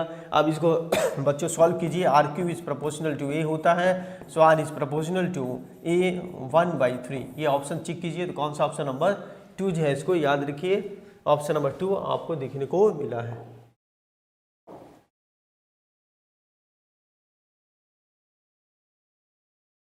नाउ क्वेश्चन नंबर 19 है, इसको पढ़िए क्या दिया हुआ है। रेडियो एक्टिविटी से एक सवाल अवेलेबल है। तो रेडियो एक्टिविटी का जो फॉर्मूला होता है n = n0 e - λ/t, इस फॉर्मूले पे बेस्ड है। Two radioactive material x1 x2 two radioactive material x1 x2 have a decay constant 10 lambda and lambda respectively. If initially they have same number of nuclei, then the ratio of the number of nuclei x1 to x2 will be after time. ये पूछा है कि दोनों का initial number of nuclei same है तो क्या होगा, ये कितना टाइम के बाद दोनों का 1/e हो जाएगा। तो बच्चों सिंपल सा एक ही ट्रिक है। कौन सा फॉर्मूला बेस्ट है, चलिए फॉर्मूला लिखते हैं। आप देखिए N0 - λt, ये फॉर्मूला आपको हेल्प करेगा क्योंकि दोनों का सेम नंबर ऑफ न्यूक्लियाई है। तो बच्चा क्या लिखेंगे, देखिए फर्स्ट वाले केस के लिए, पहला वाले केस में क्या लिखेंगे, N1 = N0 - λt। ये है ना, लैम्डा दिया हुआ है, कितना है पहले वाले केस में, देखिए पहले वाले में चेक कीजिए कितना है, 10 लैम्डा है। दूसरे वाले न्यूक्लियस का कितना दिया हुआ है, सो सेकेंड वाले केस में लैम्डा दिया हुआ, ठीक है। तो चलिए फॉर्मूला में वैल्यू पुट करते हैं। तो सेकेंड फॉर्मूला क्या होगा, सेकेंड वाले का दोनों का N0 सेम दिया हुआ, E - λt है। अब बच्चों क्या करना है, N1 में N2 डिवाइड कर दीजिए, N1 में N2 दिया हुआ है ना, कितना हो गया, T टाइम के बाद रेशियो क्या होगा, ये N1 में N2 कितना 1/e हो गया, ठीक है। अगर इसको डिवाइड करते हैं तो E माइनस यहाँ से डिवाइड कीजिए, सो N1/N2 आपको इस तरह से मिलेगा E माइनस 10 λt, आपको दिक्कत नहीं हो माइनस λt लिख दीजिए। तो बच्चों ये ऊपर चला जाएगा ना, माइनस 10 λt प्लस λt कीजिए, N1/N2 ये देखने को मिला λt, ये तो आ चुका होगा समझ में, ये आ गया। और ये गिवन है, ये कितना हो गया है बच्चा लोग, ये हो गया 1/e। अब इसको आप सॉल्व कर सकते हैं, ठीक है। तो ये e⁻, तो इसको आप कंपेयर कीजिए, -1 λt, तो कैंसिल कर दीजिए, तो 1 = 9 λt। सो टाइम कितना लगा, 1/9 लैम्डा। तो ये ऑप्शन चेक कीजिए, 1/9 लैम्डा कौन सा है, ऑप्शन नंबर चेक कीजिए एक बार, option number 4 correct answer. Now question number 20 पे, the maximum kinetic energy, yes photo electric effect में जो मैक्सिमम काइनेटिक एनर्जी एक तरफ है और एक तरफ फ्रीक्वेंसी है, तो इसका slope of the graph is equal to, yes slope क्या होगा, ये बच्चा पूछा है, ये जो स्लोप होता है ये किसके बराबर होता है। तो बच्चों लोग याद होगा, according to Einstein equation maximum is equal to h/nu minus of work function. अगर हम इस दोनों के बीच में ग्राफ प्लॉट करते हैं तो y = mx + c, और m की जगह क्या मिला, h मिला, और h का मतलब क्या होता है, प्लैंक्स कांस्टेंट होता है, क्या होता है, प्लैंक्स कांस्टेंट होता है। तो ऑप्शन चेक कीजिए, yes option number 4 Planck's constant मिला है, ठीक है। नाउ क्वेश्चन नंबर 21 पे, डिस्प्लेसमेंट करंट इज सेम। देखिए इलेक्ट्रोमैग्नेटिक वेव्स का एक सवाल है, डिस्प्लेसमेंट करंट क्या होता है, क्या डिस्प्लेसमेंट करंट कंडक्शन करंट का बराबर होता है, आंसर है नहीं। डिस्प्लेसमेंट करंट का वजह होता है due to the changing electric field और due to the changing electric flux, so is not a conduction current but it is caused by time varying electric field। याद रखिएगा, इस तरह से ऑप्शन में नहीं जाना है कि कंडक्शन करंट नहीं, यस हाँ ऐसा लिखा रहेगा कि displacement current is equal to conduction current during the charging और डिस्चार्जिंग ऑफ कैपेसिटर, तो वह सही हो सकता है, ठीक है। तो बच्चा ऑप्शन कौन सा होगा, option number 4 is the correct one. ये कंडक्शन करंट नहीं है, ठीक है, बनता क्यों है, due to the changing electric field की वजह से देखने को मिलता है। Now बच्चों question number 22, in a Young's double slit experiment, the intensity of light and a point on the screen where the path difference is lambda is I, wavelength of the light used, path difference।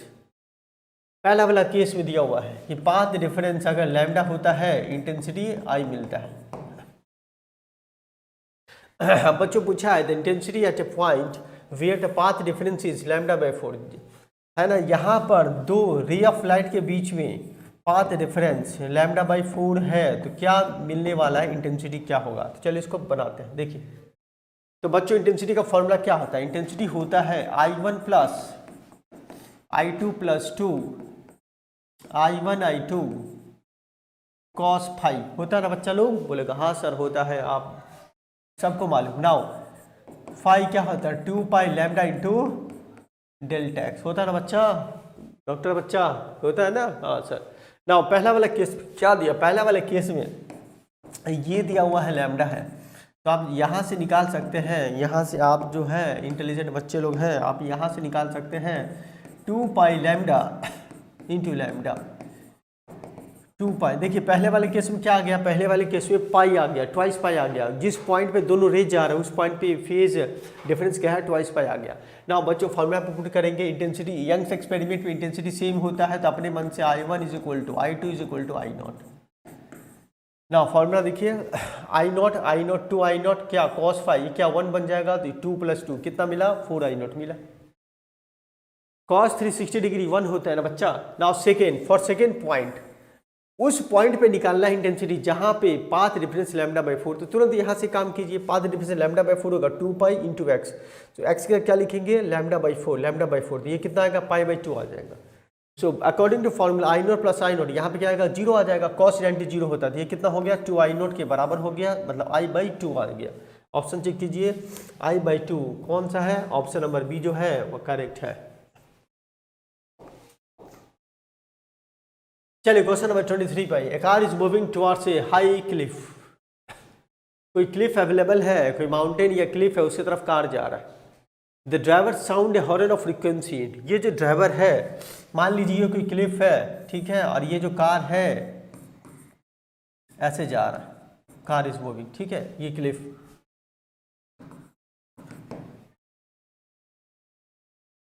अब ये जो driver है इसके अंदर कोई ना कोई क्या ड्राइवर होगा, भूत तो कार नहीं चलाएगा, ड्राइवर ही चलाएगा ना भाई, है ना। तो ये क्या हॉर्न बजाता है, जिसका फ्रीक्वेंसी क्या है, फ्रीक्वेंसी क्या है बच्चा, एफ है, एफ, ठीक है, एफ है। लेकिन the reflected sound heard by the driver has a frequency, लेकिन एक साउंड जो इसको सुनाई देगा वो इनडायरेक्ट साउंड, ये साउंड आएगा, रिफ्लेक्टेड साउंड। ये जो रिफ्लेक्टेड साउंड इसको सुनाई देगा उसका फ्रीक्वेंसी कितना हो गया बच्चा, उसका फ्रीक्वेंसी हो गया 2f हो गया, ट्वाइस एफ हो गया।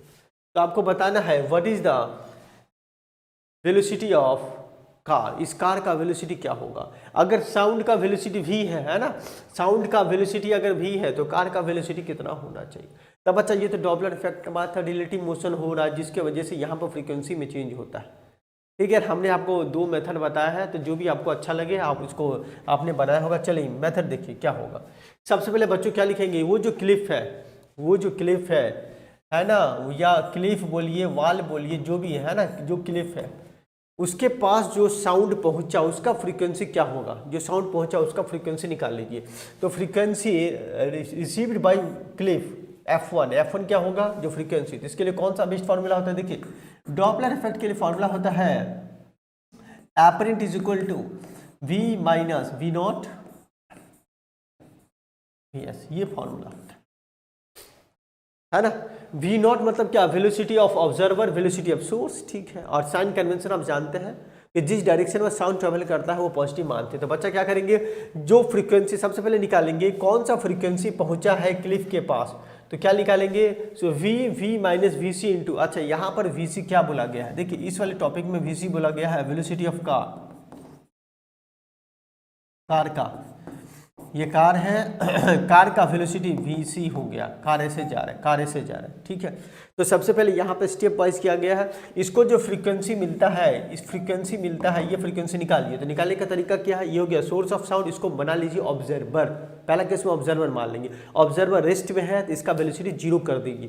तब बच्चा क्या लिखेंगे, देखिए क्या मिला यहाँ पर, F1 क्या मिला, V माइनस 0, नीचे में क्या V minus VC into F कर दीजिए। तो यहाँ से क्या मिल गया, ये मिला V minus VC into F मिला। आई होप 2 स्टेप में बनेंगे। पहला स्टेप में इसको क्या मानना है, ऑब्जर्वर मानना है। दूसरा स्टेप में ये जो क्लिफ हो जाता है, ये जो क्लिफ होता है, now this will behave like source of sound. अब ये सोर्स ऑफ साउंड बन जाएगा और इस साउंड का फ्रीक्वेंसी क्या होगा, F होगा। सेकेंड वाले स्टेप में क्या लिखना है, इसको सोर्स ऑफ साउंड बना लीजिए। तो साउंड यहीं से चल के आएगा, साउंड जो है ना यहाँ से चल के आएगा, साउंड का डायरेक्शन। और ये सेकेंड वाले स्टेप में उल्टा कर दीजिएगा, इसको बना लीजिएगा ऑब्जर्वर, ठीक है। तो चलिए, frequency with which man hears the sound, yes F2, यहाँ पे जो ड्राइवर है ये F2, इसको क्या सुनाई देगा, F2 is equal to V plus VC, yes V plus VC, ये क्या हो गया, साउंड इधर आ रहा है, ये ऑब्जर्वर ये है, उल्टा है, इसीलिए प्लस कर दीजिए, divided by V, yes V। ये क्या हो गया, क्लिफ क्या है, सोर्स ऑफ साउंड है, सोर्स ऑफ साउंड का वेलोसिटी 0 है तो 0 कीजिए, ठीक है बच्चा। अब देखो F2 मिल गया, F2 आ गया आपका। अब वैल्यू पुट कर दीजिए, F1 का वैल्यू ये पुट करेंगे तो बच्चों लोग ये मिलेगा हम लोगों को, ये चीज़ अवेलेबल है, क्या मिलेगा, 2f, ठीक है। इसको सॉल्व करने पे क्या मिलता है, VC is equal to V/3 कर दीजिए, चेक कीजिए, ऑप्शन नंबर 2। चले बच्चा, ऑप्शन नंबर 2 चेक कीजिए। चलिए क्वेश्चन नंबर 24 क्या दिया, the wave describe by y equal to 0.25 sine where X and Y metre T. देखिए अगर इस तरह का कोई भी वेव इक्वेशन हो, है ना, वेव इक्वेशन हो, चलिए सॉल्व किया जाए। इक्वेशन इस तरह से हो, क्या दिया, y equal to 0.25 sine 10 pi X Y. Minus क्या बताता है, जब भी वेव इक्वेशन में माइनस होता है इसका मतलब कि ये जो वेव है पॉजिटिव एक्स डायरेक्शन में जा रहा है ना। तो ये तो हो गया, the wave is moving along positive x direction में जा रहा है, ये तो कंफर्म हो गया। अब बच्चा स्टैंडर्ड इक्वेशन क्या होता है, ए साइन ए एक्स माइनस ओमेगा टी। तो यहाँ से निकाल लीजिएगा ओमेगा कितना मिला, देखिए ओमेगा मिला 2 पाई कर लीजिएगा, और के कितना होगा 10 पाई। तो यहाँ से फ्रीक्वेंसी ओमेगा बाई 2 पाई 1 हर्ज आ गया। लैम्डा क्या होता है, तो के को लिखिए, आप सभी जानते हैं 2 पाई बाई लैम्डा कर दीजिए। तो लैम्डा क्या आ गया 1/5 which is equal to 0.2 metre हो गया। तो कौन सा ऑप्शन बेस्ट होगा, वेव जो है वो क्या जा है, वो पॉजिटिव डायरेक्शन में जा रहा है, और 0.2 हो गया इसका क्या वेवलेंथ हो गया, और 1 हर्ज फ्रीक्वेंसी हो गया। ऑप्शन चेक कीजिए, ऑप्शन नंबर 4। देखिए ये जो वेव किधर जा रहा है, पॉजिटिव एक्स डायरेक्शन, जो फ्रीक्वेंसी कितना 1 हर्ज, लैम्डा कितना है 0.2 मीटर। ऑप्शन नंबर 4 चेक कीजिए। चलिए क्वेश्चन नंबर 25 की बारी बच्चा। Question number 25, the time period of mass suspended from spring steel. Yes, time period, तो एक मास सस्पेंडेड है, इसका टाइम पीरियड क्या होता है 2 पाई m/k होता है, लिख दीजिए, ठीक है। Now spring is cut into 4 equal part. देखिए अब इसी स्प्रिंग को 4 इक्वल पार्ट में काट दिया गया, पहला पार्ट, दूसरा पार्ट, तीसरा पार्ट, 4 पार्ट। सो काटने के बाद किसी भी पार्ट का जो स्प्रिंग होता है, स्प्रिंग इसका अगर के है तो बच्चा क्या होगा 4 टाइम्स के, क्या होगा 4 टाइम्स के। नाउ अब किसी एक पार्ट से, अगर किसी एक पार्ट से मास को आप सस्पेंड करते हैं तो इसका न्यू टाइम पीरियड कितना होगा। तो बच्चा ये तो K1 हो गया, तो क्या लिखेंगे, न्यू टाइम पीरियड इज 2 पाई बच्चा लोग m/K1। तो बच्चा T डैश क्या होगा 2 पाई बटे m/K1, K1 की जगह क्या 4K। अभी दोनों को कंपेयर कीजिए, 4K है तो बाहर निकाल लीजिए, तो बाहर निकालने से आ जाएगा 2 पाई m/K, नीचे में 2 आ जाएगा। सो T डैश क्या होगा T/2 बच्चों देखने को मिला है। Time period becomes option number 3। I hope आपको समझ में आया होगा कि स्प्रिंग को काटने से क्या होता है, K पे इफेक्ट होता है, K क्या होता है 4 टाइम्स हो जाता है। कौन सा फॉर्मूला, K × L = कांस्टेंट। ठीक है बच्चा लोग, ऑप्शन नंबर 3 पे चेक कीजिए। चलिए क्वेश्चन नंबर 26 भाई, A monoatomic gas at a pressure P1 and volume V1 is compressed adiabatically to 1/8 its original volume. What is the final pressure of the gas? कोई monoatomic gas है जिसको compress किया गया है, adiabatically compress किया गया है, तो उसका फाइनल प्रेशर क्या होगा। तो बच्चों बड़ा सिंपल सा है कि जब भी adiabatic प्रोसेस होता है तो कौन सा formula, yes PV gamma equal to constant, ये फॉर्मूला लगा दीजिए, PV gamma is equal to constant लगाइए, ठीक है। अब इसमें क्या लिखना है, आप सभी को लिखना है sir P1 V1 gamma is equal to P2 V2 gamma, लिख दीजिए। अब मोनोएटॉमिक के लिए क्या होता है, मोनोएटॉमिक के लिए बच्चा गामा होता है 5/3 कर दीजिए। और क्या दिया हुआ है, जो वॉल्यूम है ना, वॉल्यूम जो है V2 जो है वह V1/8 है, 8 है, V2 इज इक्वल टू। तो बच्चा फॉर्मूला पे पुट कीजिए, सो P2 निकालना है, सो यहाँ पे क्या लिखेंगे, so P2 is equal to P1 V1/V2 gamma. Now P1 की जगह P लिख दीजिए, ठीक है, और V1/V2, सो V2 क्या है V/8 है, तो ऊपर गया 8, तो इसको सॉल्व करेंगे 32 P1 मिलेगा। ऑप्शन नंबर चेक कीजिए, 32 P किस में आ रहा है, option number 4 is the correct one, option number 4। चले क्वेश्चन नंबर 27, ये Carnot's engine working between 300 and 600 kelvin has a work output of 800 joule per cycle. मतलब एक साइकिल में जो वर्क मिलता है, जो वर्क करता है, कितना करता है 800 joule per cycle. The amount of heat energy supply to the engine from the source in each cycle. The amount of heat energy supply to the engine from the source. तो देखिए बच्चों, Carnot heat engine का जो diagram होता है आप सभी को याद होगा, सोर्स, वर्किंग सब्सटेंस, है ना, यहाँ से हीट लिया, हीट में से कुछ वर्क हुआ, है ना, वर्किंग सब्सटेंस, और ये हो गया एटमॉस्फेयर या सराउंडिंग, है ना, या सिंक बोलिए, सिंक है ना, ये सिंक हो गया। तो सिंक में हीट कितना रिलीज किया, तो वर्क डन क्या होता है Q1। ठीक है, तो चलिए बच्चों मेन फॉर्मूला, इसका मेन कौन कौन सा फॉर्मूला होता है, एफिशिएंसी का फॉर्मूला आप सभी बच्चों की याद होगा। एफिशिएंसी होता है 1 माइनस T2/T1 1 माइनस T2/T1, और इफिशिएंसी का फॉर्मूला यही होता है बच्चा। आप इस फॉर्मूले को देख लीजिए, लिख लीजिए, है ना, इन टर्म्स ऑफ टेम्परेचर। और दूसरा इफिशिएंसी क्या होता है इन टर्म्स ऑफ आप हीट भी लिखते हैं। इफिशिएंसी क्या होता है W/Q, दूसरा फॉर्मूला इफिशिएंसी का ये होता है। ये कितना वर्क किया, कितना हीट लेने के बाद, है ना, ये चीज़। ठीक है, अब इसको आप सॉल्व कर दीजिए। हम लोगों को Q1 निकालना है, तो आप सॉल्व करेंगे तो W दिया हुआ है। ठीक है, दोनों इक्वेशन को बना दीजिए, एक इक्वेशन W/Q1 = 1 माइनस T2/T1 कीजिए। अब W 800 दिया हो, क्यों लिखिए, इसको सॉल्व कीजिए, कितना मिला, ये हमको Q1 कितना मिलता है 1600 जूल पर साइकिल, इतना हीट एब्जॉर्ब करता है 1600। ऑप्शन नंबर 2 जो है वो करेक्ट हमको देखने को मिला है। Now question number 28, select the correct statement for work heat and change in internal energy. Work heat क्या है, तो एक्चुअली वर्क हीट जो होता है वो पाथ पे डिपेंड करता है, और जो इंटरनल एनर्जी है वो पाथ पे डिपेंड नहीं करता है। पढ़िए, heat supply and work done depends on initial and final, yes ये करता है। Change in energy depends on, yes ये सही है बच्चा। Heat and work depends on the path, ये सही। इसका मतलब बेस्ट ऑप्शन कौन सा होगा, ऑल ऑफ दिस पे जाइए, टिक कीजिए। आई होप आपको यहाँ तक समझ में आया होगा बच्चा लोग, है ना। ये थ्योरी पार्ट है, इसको देखिए। Question number 28,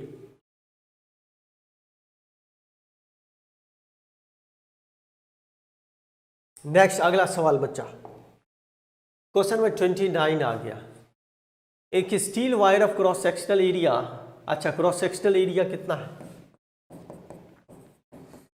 -6 metre square cross section area, can withstand maximum strain of, strain जानते हैं ना बच्चा, बोलेगा हाँ सर स्ट्रेन जानते हैं, strain delta L/L, strain 10⁻³ Young's modulus देखिए बच्चों यंग्स मॉड्यूलस दिया हुआ है 10⁻11। The maximum mass the wire can hold is, देखिए जी क्या लेना है 10 मीटर लेना है, ये मैक्सिमम मास कितना होल्ड कर सकता है। तो बच्चों जब भी इस तरह का सवाल हो तो यंग्स मॉडुलस का एक फॉर्मूला होता है, कौन सा होता है, स्ट्रेस अपॉन स्ट्रेन। नाउ ये फॉर्मूला थोड़ा नोट कर लीजिए, फोर्स बाय एरिया और डेल्टा L/L। तो क्या करेंगे हम लोग फोर्स निकालेंगे, और ये जो फोर्स होगा फोर्स = mg कर देंगे, है ना, कितना होल्ड किया, यही ना बच्चा, यही ना, ये जो वायर है कितना होल्ड करेगा। तो फॉर्मूला क्या होगा, force = mg, mass = force by m, force by g, mass = force by g कर दीजिएगा, है ना, ये करना है। तो चलिए बना लेते हैं इसको, देखते हैं बच्चा लोग क्या क्या अवेलेबल है। देखिए स्ट्रेन दिया हुआ है, डेल्टा L/L दिया हुआ है, एरिया दिया हुआ है, यंग्स मॉडुलस दिया हुआ है। ठीक है, अकॉर्डिंग टू फॉर्मूला, है ना, यंग्स मॉडुलस स्ट्रेन का फॉर्मूला से फोर्स निकाल लीजिए। तो फोर्स क्या हो जाएगा, यहाँ से F = वैल्यू पुट करेंगे 600 न्यूटन फोर्स आएगा। ठीक है, एकदम सिंपल लॉजिकली यहाँ से पुट कर दीजिए, घबराइए नहीं, क्योंकि आपको मरीज नहीं, आपको बनना है डॉक्टर। आई होप आपने जरूर बनाया होगा, FL डेल्टा L यहाँ से। ठीक है, ऐसे लिखिए। तो फोर्स कितना आ गया 600 आ गया, तो मैक्सिमम मास क्या होगा, मास का मतलब फोर्स बाय जी कीजिए, 60 kg, है ना, 60 kg, ऑप्शन चेक कीजिए 60 kg, बच्चा लोग 60 kg मिला। चले next, the dependence of acceleration due to gravity on the distance r from the center of earth assumed to be a sphere of radius of uniform density। yes बच्चा इतना simple सवाल है कि आपने जैसे ही बना दिया होगा कि कौन सा बेस्ट ग्राफ है एक्सेलरेशन ड्यू टू ग्रेविटी का वेरिएशन वाला। तो बच्चा कौन सा ग्राफ होता है, तो एक्सेलरेशन ड्यू टू ग्रेविटी पहले प्रोपोर्शनल होता है और फिर क्या होता है 1/r²। नाउ चेक कीजिए कौन सा ग्राफ आपको बेस्ट है, ABCD। तो आपने सही आंसर बोला, यस बच्चा लोग ने सही आंसर दिया कि ऑप्शन नंबर AB, ये नहीं होगा, ये नहीं होगा, ये नहीं होगा, तो कौन सा होगा, ऑप्शन नंबर D जो होगा वो करेक्ट वन होगा। सो D पे जाइए, टिक कर दीजिए, ऑप्शन नंबर D देखिए। देखिए फॉर्मूला अवेलेबल है, एक किसी भी इनसाइड पॉइंट पर earth behaves like a solid sphere की तरह बिहेव करता है, तो किसी इनसाइड पॉइंट पे GM/r³ इंटू छोटा r है ना, जैसे छोटा d मतलब डॉन नहीं डॉक्टर बनना है, बड़ा d है ना, GM/r³/r छोटा r, ठीक है। और ये क्या बच्चा, नाउ आउटसाइड क्या होता है, आउटसाइड, तो आउटसाइड में ये छोटा r होगा, क्या होगा, छोटा r होगा, देखिए है ना, ये हो गया r से छोटा, इस तरह का ग्राफ देख लीजिए, ठीक है। तो अभी इसको याद रखें, according to the graph answer check कर लीजिए। नाउ क्वेश्चन नंबर 31 है ये बच्चा, the electric field intensity at a point in the vacuum is equal to, vacuum में किसी जगह पर इलेक्ट्रिक फील्ड क्या होता है, अकॉर्डिंग टू डेफिनेशन क्या, जीरो तो नहीं होता होगा बच्चा। Force a proton would experience there, force an electron, proton force an electron would experience force win, yes best answer क्या होता है, force experience by unit positive charge, force experience by unit positive charge, तो क्या होगा, force unit positive charge would experience, ये वाला option number 4 देखिए। थोड़ा सा थ्योरी भी हो चुका है बच्चा, थ्योरी भी आ चुका है, तो चलिए कंप्लीट कीजिए option number 4। Now question number 32, an uncharged sphere of metal, एक मेटल का स्फीयर है, अनचार्ज है, जिसको एक यूनिफॉर्म फील्ड में रखा गया, तो अगर किसी मेटल को यूनिफॉर्म फील्ड में रखेंगे तो इलेक्ट्रिक फील्ड लाइंस पे किस तरह से इफेक्ट होता है, इसका जानकारी चाहिए, ठीक है। तो बच्चा लोग इसके लिए आपको प्रॉपर्टी पढ़ाया गया होगा, आपको प्रॉपर्टी याद होगा इलेक्ट्रिक फील्ड लाइंस का, कि कोई भी इलेक्ट्रिक फील्ड लाइंस किसी कंडक्टर के अंदर पास नहीं करता है, ठीक है, हमेशा सरफेस पे जाता है, सरफेस पे किस तरह से जाता है, 90 डिग्री पे, या तो वो टर्मिनेट होता है या बाहर की तरफ निकलता है कि नहीं बच्चा, 90 डिग्री वाला बच्चा सब है ना। तो देखिए ये तो गलत हो गया सर, क्योंकि यहाँ पर ये भी तो बनाना चाहिए, एक लाइन से नहीं होगा, ये भी किस तरह से जाता है, तो ये नहीं होगा बच्चा। देखिए हाँ, ये अंदर से पास नहीं करता है, इस तरह से खतरनाक नहीं होता है ना, ये बहुत खतरनाक हो गया, खतरनाक डॉक्टर बनने वाला बहुत सारा है जो मरीज को मरीज बना देगा, तो बच्चा आंसर ये होगा। देखिए एक लाइन सीधा गया, बाहर निकला, और ये जो लाइन जा रहा है 90 डिग्री पे खत्म, 90 डिग्री पे खत्म हुआ, 90 डिग्री पे बाहर था। बेस्ट आंसर कौन सा हो गया, option number 3। Electric field lines 90 degree पे क्या होता है, टर्मिनेट होता है, 90 डिग्री से बाहर निकलता है, इसको याद रखिएगा। चलिए ये भी कंप्लीट। नाउ नेक्स्ट सवाल नंबर 33। बहुत सारे बच्चे ने एकदम बड़े आराम से बना दिया होगा। कैसे बनाते हैं आप लोग तो बनाते नहीं, आप लोग ऐसे लिखते हैं ABC, जो मन को होता है ऑप्शन टिक कर देते हैं। नहीं बच्चा, तुक्का मत मारिएगा, तुक्का मारिएगा तो मरीज बन के वापस आएगा। नीट से क्या बनना है, सॉल्व कीजिए, बना दीजिए। देखिए क्या दिया, इलेक्ट्रिक फील्ड में पोटेंशियल दिया। बच्चा कितना सिंपल है, 4x² दिया हुआ है ना, आप बना दीजिए इलेक्ट्रिक फील्ड क्या होगा यहाँ पर। तो भाई सिंपल है इस तरह का सवाल बनाने का तरीका, कि हम क्या करेंगे, सिंपल फॉर्मूला देखेंगे, v = 4x², only x component होगा -dv/dx कीजिए, डिफरेंशिएशन करना पड़ेगा। तो अगर डिफरेंशिएशन करेंगे तो क्या आएगा, -8x आएगा, और x का वैल्यू कहाँ पे निकालना है, देखिए 102, तो वैल्यू क्या है 102 पे निकालना है, जिसमें x YZ दिया हुआ है ना बच्चा, x YZ।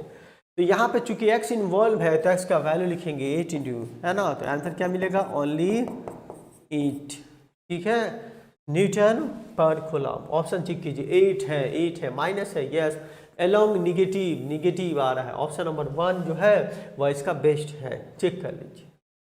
Now question number 34 है, ये एकदम थ्योरी सवाल है। सवाल में बनाने का तरीका तुक्का लगा दीजिए, तुक्का। According to kinetic theory of gases at absolute zero temperature, भाई एब्सोल्यूट जीरो टेम्परेचर पर क्या होगा, एक बात बताओ, तुक्का लगाने का तरीका क्या होगा, एब्सोल्यूट जीरो पे कोई जिंदा बच पाएगा तब ना भाई, 0 केल्विन मतलब -273 सेल्सियस नामुमकिन है ना।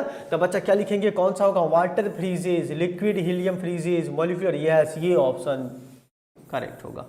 देखिए एब्सोल्यूट 0 केल्विन पर मॉलिक्यूलर मोशन नहीं होता है। अगर मॉलिक्यूलर मोशन नहीं होगा, जानते ही हैं, तो क्या होगा, ठीक है, कोई एनर्जी स्टोर नहीं कर सकता है। तो आंसर कौन सा होगा कि एब्सोल्यूट 0 पे मॉलिक्यूलर मोशन आपका स्टॉप हो जाता है। ऑप्शन चेक कीजिएगा, ऑप्शन नंबर 3। चलिए बच्चा लोग है ना, नेक्स्ट क्वेश्चन नंबर 35। एक कंसीडर करना है, आपको मान के चलना है कि आप डॉक्टर बन गए हैं, तो थोड़ा फील आएगा, उसके बाद सवाल बना दीजिए। Consider a sphere of radius capital R having charge Q uniformly distributed inside it. अच्छा बच्चा क्या है ये, इस पे इसका चार्ज Q है और रेडियस R है, ऐसे खींच दीजिए। इनसाइड इस मतलब यूनिफॉर्म डिस्ट्रीब्यूशन ऑफ चार्ज, ये यूनिफॉर्म डिस्ट्रीब्यूशन ऑफ चार्ज है बच्चा। At what minimum distance from a surface the electric potential is half of the electric potential at the center। मतलब सरफेस से वो कौन सा पॉइंट होगा, सरफेस से वो कौन सा पॉइंट होगा जहां पर पोटेंशियल सेंटर से क्या होता है, सेंटर से आधा हो जाए, सेंटर से आधा हो जाए। तो चलो बच्चों इसको बनाते हैं, अच्छा सवाल है। तो यस, ये देखिए फिगर अवेलेबल है, ये चार्ज यूनिफॉर्म, यहाँ पे चार्ज का यूनिफॉर्म डिस्ट्रीब्यूशन है। तो बच्चा सेंटर पे होता क्या है, रट्टा मारे थे ना, रट्टा नहीं मारे तो हाथ पे लिख के एग्जाम में जाइए, लिख लीजिए आप लोग। क्या लिखेंगे, 3/2 KQ/R, यस क्यूब है ना, कैपिटल क्यू यहाँ पे लिखा है, स्मॉल क्यू लिख दीजिए, कोई दिक्कत। तो ये सेंटर वाला होता है। नाउ बाहरी किसी पॉइंट पर यहाँ पे निकालना है, ठीक है। तो यहाँ पे निकालेंगे, ये तो आर होगा, तो आर का मतलब क्या होगा, R+X। ये वाला दूरी क्या है बच्चा लोग, X है, X। तो बच्चा क्या लिखेंगे, है ना, बाहर for outside point, yes outside point KQ R+X is equal to, इसका आधा होता है ना, दिया हुआ है ना, यहाँ पर जो पॉइंट P है, P पॉइंट पर ये सेंटर से आधा है, तो आधा कर दीजिए KQ/4R कीजिए। अगर इसको सॉल्व करते हैं, x क्या मिलता है, R/3 देखने को मिलता है। तो ऑप्शन नंबर कौन सा है, R/3 चेक कीजिए, ऑप्शन नंबर 4 जो है वो करेक्ट है। क्वेश्चन नंबर 36 पर आइए। A potential difference of 5 volt is applied across a conductor of length 10 cm if the deep velocity of electron is known, then electron mobility। Yes, mobility का एक formula होता है बच्चा। मोबिलिटी क्या होता है, yes mobility is equal to drift velocity by the electric field, by the electric field, drift velocity by the electric field, ये formula होता है। अब चूंकि सवाल में इलेक्ट्रिक फील्ड डायरेक्ट नहीं दिया हुआ है, वोल्टेज दिया हुआ है, तो आप बड़े आराम से क्या करेंगे, इलेक्ट्रिक फील्ड की जगह क्या लिखेंगे, वोल्टेज बाय लेंथ लिख दीजिएगा। तो फॉर्मूला आपके लिए सिंपल हो जाएगा, आप लिख सकते हैं drift velocity by voltage into L कर दीजिए। आई होप ऐसा फॉर्मूला लिख दीजिए। नाउ लिख दीजिए, देखिए ड्रिफ्ट वेलोसिटी दिया हुआ है और इलेक्ट्रिक फील्ड के जगह वोल्टेज क्या लिखेंगे, वोल्टेज है 5 लिखिए और लेंथ 0.1 है। आफ्टर कैलकुलेशन क्या आता है बच्चा लोग, 5 × 10⁻⁻6 मिलता है कैलकुलेशन करने के बाद। Option number 2 is the correct one. Next question number 37। Two cells of EMF E1 and E2 are connected individually to a potentiometer and their corresponding balancing length are। है इतना सिंपल सवाल, नीट में कभी कभी आपको सिंपल सवाल भी देखने को मिलेगा बच्चा, नहीं तो क्या होगा, कुछ नहीं होगा। तो बच्चा क्या होता है, पोटेंशियोमीटर में हमेशा याद होगा, पोटेंशियोमीटर में जो होता है वोल्टेज जो मेजर किया जाता है उसका फॉर्मूला हमने आपको क्लास में बताया था, क्या होता है बच्चा, K × L होता है, याद है, हाँ याद तो होगा बच्चा। इलेक्ट्रिक फील्ड नहीं, ये क्या है, बहुत सारा बच्चे बोलेंगे ये इलेक्ट्रिक फील्ड नहीं है, क्या है बच्चा, पोटेंशियल है, पोटेंशियल है ना, है ना, EMF of the cell is equal to K × L। बस इस फॉर्मूले को दिमाग में रखिए। तो पहला वाला केस क्या है, बैलेंसिंग लेंथ कितना है, तो ऐसे लिख दीजिए, क्या लिखेंगे sir, E1 is equal to KL1 लिखिए और E2 is equal to KL2 लिखिए। कुछ तो नहीं था बच्चा लोग, आपने बनाया होगा, E1/E2 इज इक्वल टू क्या लिखेंगे, L1/L2 कर दीजिए। सो बैलेंसिंग लेंथ कितना है, 6/5 अब चले इसको जल्दी से एकदम जल्दी इसको कैंसिल कर दीजिए। तो ये बच्चा 5/4 ऐसा कुछ ऑप्शन हमको मिलेगा, इस तरह से बना दीजिए। ऑप्शन नंबर 1 देखिए, ऑप्शन नंबर 1 5/4 यही कराना था, सिंपल सा टेक्निक लगा दीजिए, 5/4 चेक कीजिए, ऑप्शन नंबर 1। तो आई होप सभी को आ रहा होगा समझ में। नेक्स्ट देखिए question number 38, Kirchhoff's first and second law. देखिए फिर से थ्योरी आ गया, Kirchhoff's first and second law for the electrical circuit are consequences of. अब बोलो कौन सा होगा, आप सभी को याद होगा। किरचॉफ्स फर्स्ट लॉ क्या बोलता है कि किसी भी जंक्शन पर चार्जेस का sum, incoming charge is equal to outgoing charge. इसका मतलब ये किस पे बेस्ड है, it is based on conservation of charge.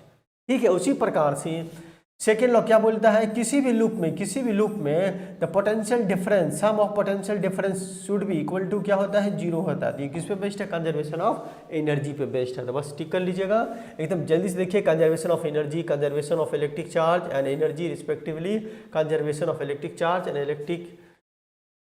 conservation of energy, conservation of electric charge and energy respectively, conservation of electric charge, conservation of energy and electric charge respectively। तो बच्चा आपको यहाँ पर बोनस मिलेगा, क्यों मिलेगा, 2 ऑप्शन सेम है। ठीक है बच्चा, लेकिन एक ही ऑप्शन होगा, है ना। तो इसको काम करते हैं, कौन सा ऑप्शन नंबर 2 या 4 एनी वन, है ना, ऑप्शन नंबर 2 या 4 एनी वन। हम लोग यहाँ पे चेक करेंगे कंजर्वेशन ऑफ इलेक्ट्रिक एनर्जी, है ना। लेकिन हाँ थोड़ा देखिए क्या दिया, फर्स्ट एंड सेकेंड लॉ दिया हुआ है। अगर ऐसे देखिए फर्स्ट, तो पहला फर्स्ट लॉ के लिए क्या होगा, इलेक्ट्रिक चार्ज होगा। तो बेस्ट ऑप्शन जो होगा, इसको चेकआउट कीजिए। बेस्ट ऑप्शन की बात करें अगर यहाँ पर, तो बेस्ट ऑप्शन होगा option number 2, conservation of electric charge and energy, क्योंकि फर्स्ट लॉ यहाँ पे पहले लिखा है। चलिए ऑप्शन नंबर 2 टिक की जगह, है ना। 38 ऑप्शन नंबर 2 थ्योरी बेस्ड। चलिए 39 देखिए, A wire 50 centimeter long and 1 millimeter in cross section carry a current of इतना when। अच्छा बच्चों रेसिस्टेंस, रेसिस्टिविटी क्या होता है, तो बच्चा ऐसे लिखते हैं ना, रो एल बटे ई। सो आप लिख दीजिएगा रो is equal to R A बटे एल, बस ये फॉर्मूला चेक कर दीजिए। रेसिस्टेंस एरिया इंटू एल, बस ये लिख दीजिएगा, तो रो आपको आ जाएगा, है ना। अब रेसिस्टेंस कैसे निकालेंगे, तो बच्चा आप जानते हैं रेसिस्टेंस निकालने का तरीका, सर रेसिस्टेंस होता है V बाई आई। तो बस जो ये फॉर्मूला पुट कर दीजिएगा, तो रो इज इक्वल टू क्या होगा, V by I A by L. ठीक है, ये फॉर्मूला पुट कीजिए। देखिए ऑप्शन चेक किया जाए, वही चीज किया गया है, रेसिस्टेंस निकाला गया है। रेसिस्टेंस कितना आ जाएगा, तो यहाँ से अगर रेसिस्टेंस का फॉर्मूला ये ना, तो I is equal to R is equal to V by I किया, तो ये कितना आएगा, हाफ आ गया, हाफ। नाउ इसका वैल्यू पुट कीजिए, सो रू कितना 10 टू पावर -6 मिलता है, 10 to power -6, option number 2 check कीजिए, option number 2। So question number 40 पे, galvanometer having a resistance of 8 ohm, galvanometer का रेसिस्टेंस जी दिया हुआ है 8 ओम, ठीक है। is shunted by a wire of resistance, shunt कितना है बच्चा, 2 ओम दिया हुआ है। if the total current कितना दिया हुआ है, 1 ampere, then the part of current passing through shunt। तो बच्चा सिंपल है, शंट से कितना करंट जाएगा, तो बच्चों याद होगा कि गैल्वेनोमीटर और इस प्रकार से था। चलिए थोड़ा याद किया जाए। हाँ सर याद है सभी को, मेन करंट यहाँ से IG करंट सर, और ये I माइनस IG और ये G यस। तो बच्चों सिंपल लिख दीजिएगा, पहला स्टेप ये दोनों किस में होता है, ये दोनों है पैरेलल में है, तो बच्चा starting point IG into G is equal to I minus IG into S. चलिए इसको सॉल्व कर दीजिए। यहाँ से देखिए वैल्यू दिया हुआ है ना, ये वैल्यू दिया हुआ है यहाँ पर, 2 लिखा हुआ है यहाँ पर, 2 इंटू, है ना, main resistance of 8 ohm, resistance of सन 2, है ना, ये दिया हुआ है। तो मेन करेंट का वैल्यू पुट कीजिए, यहाँ पे 2 दिया हुआ IG इंटू 8 दिया हुआ है ना, I माइनस IG। तो यहाँ से इसको सॉल्व कर दीजिए। तो सॉल्व करने के बाद क्या मिलेगा, यहाँ पे IG कितना मिलेगा, 0.2 आ गया। तो आपको निकालना है इससे करंट कितना जाएगा, टोटल करंट ये आपका 1 एम्पियर दिया हुआ है, एक बार चेक कीजिए, 1 एम्पियर टोटल करंट, है ना, ये वाला 1, ये 1 है। तो ये IG मिला 0.2 मिला, तो कितना होगा, 1 माइनस 0.2 क्या होगा, 0.8। बस ये फॉर्मूला चेक कर लीजिएगा, ये फॉर्मूला पे आपको बन जाएगा।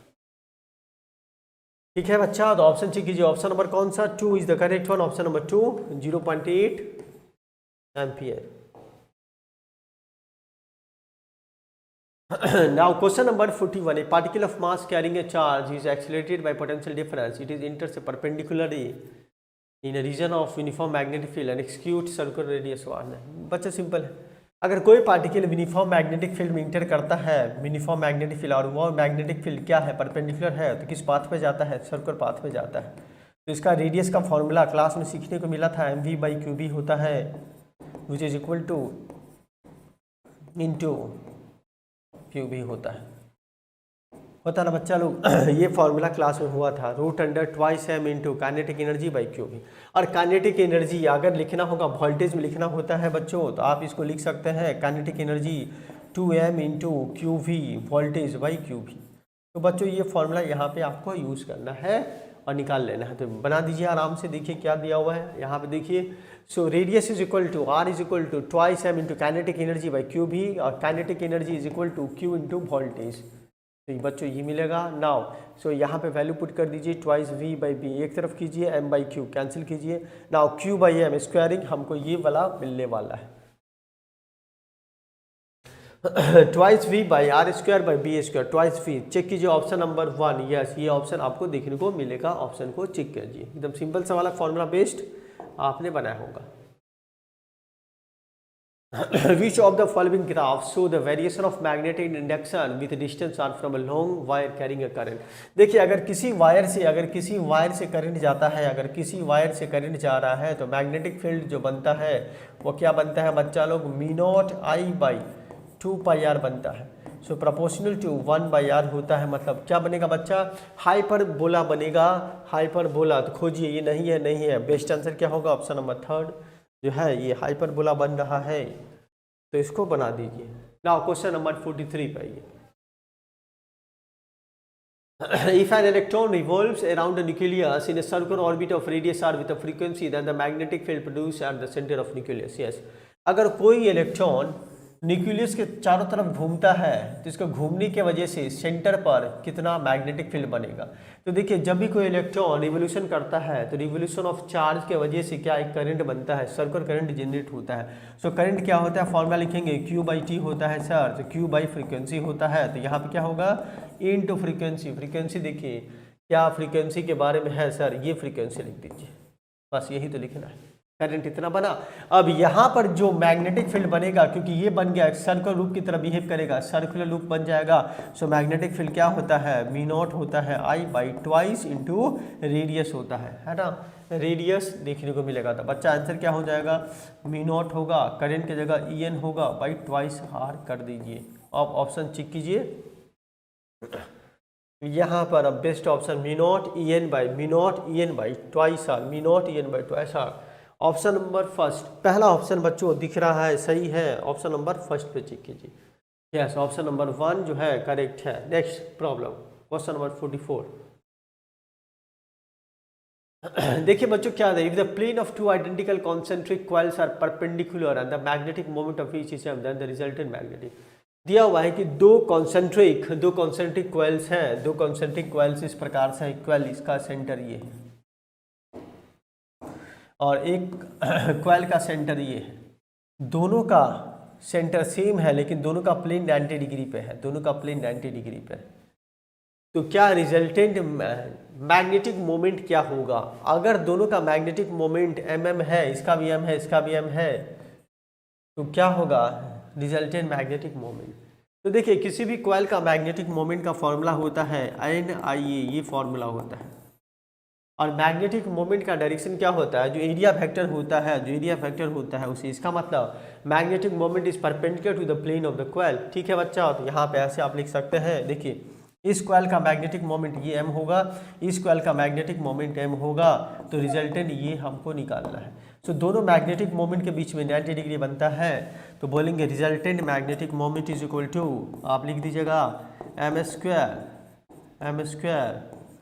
2m इंटू एम, कॉस कितना 90 डिग्री, ख़त्म कीजिए। सो बच्चों क्या आएगा, √2m देखने को मिलेगा, √2m। ऑप्शन नंबर 4 टिक कीजिए, बना दीजिए। नाउ क्वेश्चन नंबर 45 पे आइए बच्चों, क्वेश्चन नंबर 45। देखिए 45 में क्या दिया हुआ है, 2 point A and B are situated perpendicular to the axis of a small bar magnet at large distance from center on the opposite side. The ratio of the magnetic field at A and B. मतलब एक bar magnet है, क्या है, bar magnet, और दो point इस प्रकार से है। Point number P1, point number P2, दो बार मैग्नेट, दो पॉइंट अवेलेबल है, point number P1, point number P2। और ये जो डिस्टेंस है ना बच्चा, ये डिस्टेंस x है और ये डिस्टेंस है x है। अब बच्चों यही पूछा है कि दोनों जगह पर field at A and B, अच्छा इसका नाम ये है E और B है ना। तो ये पूछा है कि the ratio of magnetic field at A and B will be, मतलब रेशियो क्या होगा। देखिए अगर ये यस लिखा हुआ है small bar magnet, small bar magnet के लिए ये दोनों पॉइंट क्या बन गया, ये दोनों पॉइंट बन गया इक्वेटोरियल पॉइंट। इक्वेटोरियल पॉइंट पे फील्ड कितना होता है, तो इक्वेटोरियल पॉइंट पे जो फील्ड होता है बच्चा लोग, me not dipole moment by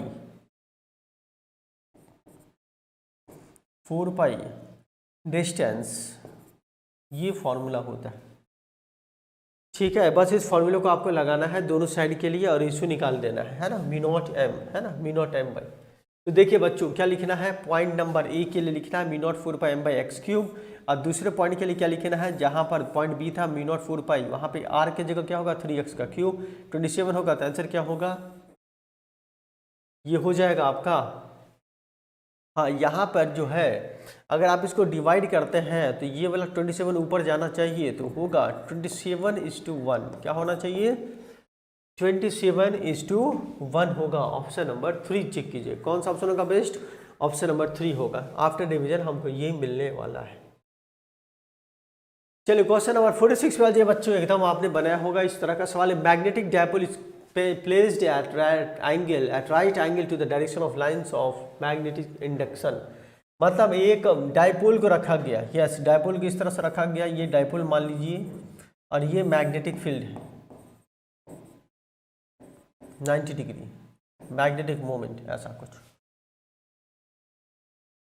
और क्या दे, if it is rotated through an angle of 180 degree then work done. भाई वर्क डन, देखो वर्क डन का दो फॉर्मूला होता है, एक होता है एम बी होता है cos θ1 माइनस ऑफ cos θ2, ये फॉर्मूला होता है। तो वर्क डन कितना होगा, तो बच्चा लोग देखो इनिशियल एंगल क्या है सर, यहाँ पे इनिशियल जो एंगल है ये है 90 डिग्री, कितना है 90 डिग्री। अगर इसी डायपोल को हम घुमा दें 180 डिग्री से, इसका मतलब जो फाइनल फिगर होगा यस 180 डिग्री, इसका मतलब डायपोल आप बच्चों का इस तरह से डायपोल आ जाएगा। एरो देखना जरा सा, 100 है ना, 90 था, अब ये वाला जो टोटल एंगल होगा कितना होगा 270 हो गया, θ2 कितना हो गया 270। So work done is equal to M B into cos 90 minus cos 270। अरे भाई 90 का कितना होता है 0 होता है, 270 के बाद 0 होता है बच्चा, तो ये हो गया 0, वर्क डन नहीं होगा, वर्क डन नहीं होगा, वर्क डन कितना होगा 0 वर्क देखने को मिलने वाला है। चलिए कंप्लीट आपका आया होगा। Now question number 47 theory based सवाल है, above Curie temperature. Curie temperature के एबव क्या होता है, कौन सा फिनोमेना होता है, ferromagnetic substance become para, yes यही तो होता है कि जो फेरोमैग्नेटिक सब्सटेंस है वो बिहेव करता है para magnetic substance. Option number 1 जो है करेक्ट है, पैरा मैग्नेटिक ये तो होगा नहीं, डाई का ये तो होगा नहीं, पैरा नहीं तो होगा नहीं। ऑप्शन नंबर 1 कि क्यूरी टेम्परेचर के ऊपर जो फेरो है वो बन जाता है पैरा मैग्नेटिक सब्सटेंस की तरह बिहेव करता है। Now question number 48, question number 48 की बारी, क्वेश्चन नंबर 48 देख लीजिए। एक सर्किट दिया हुआ है और इस सर्किट में किसी टाइम पर करंट कितना है, करंट है 4 एम्पियर करंट है और करंट इंक्रीज हो रहा है, तो आपको बताना है B माइनस ए कितना होगा, B माइनस ए क्या होगा। तो बच्चा इस तरह का सर्किट बनाने का एक ही रूल्स होता है, यहाँ से लेके यहाँ तक आप KVL लिख दीजिए, किरचॉफ्स वोल्टेज लॉ लिख दीजिए आराम से अब बना दीजिए।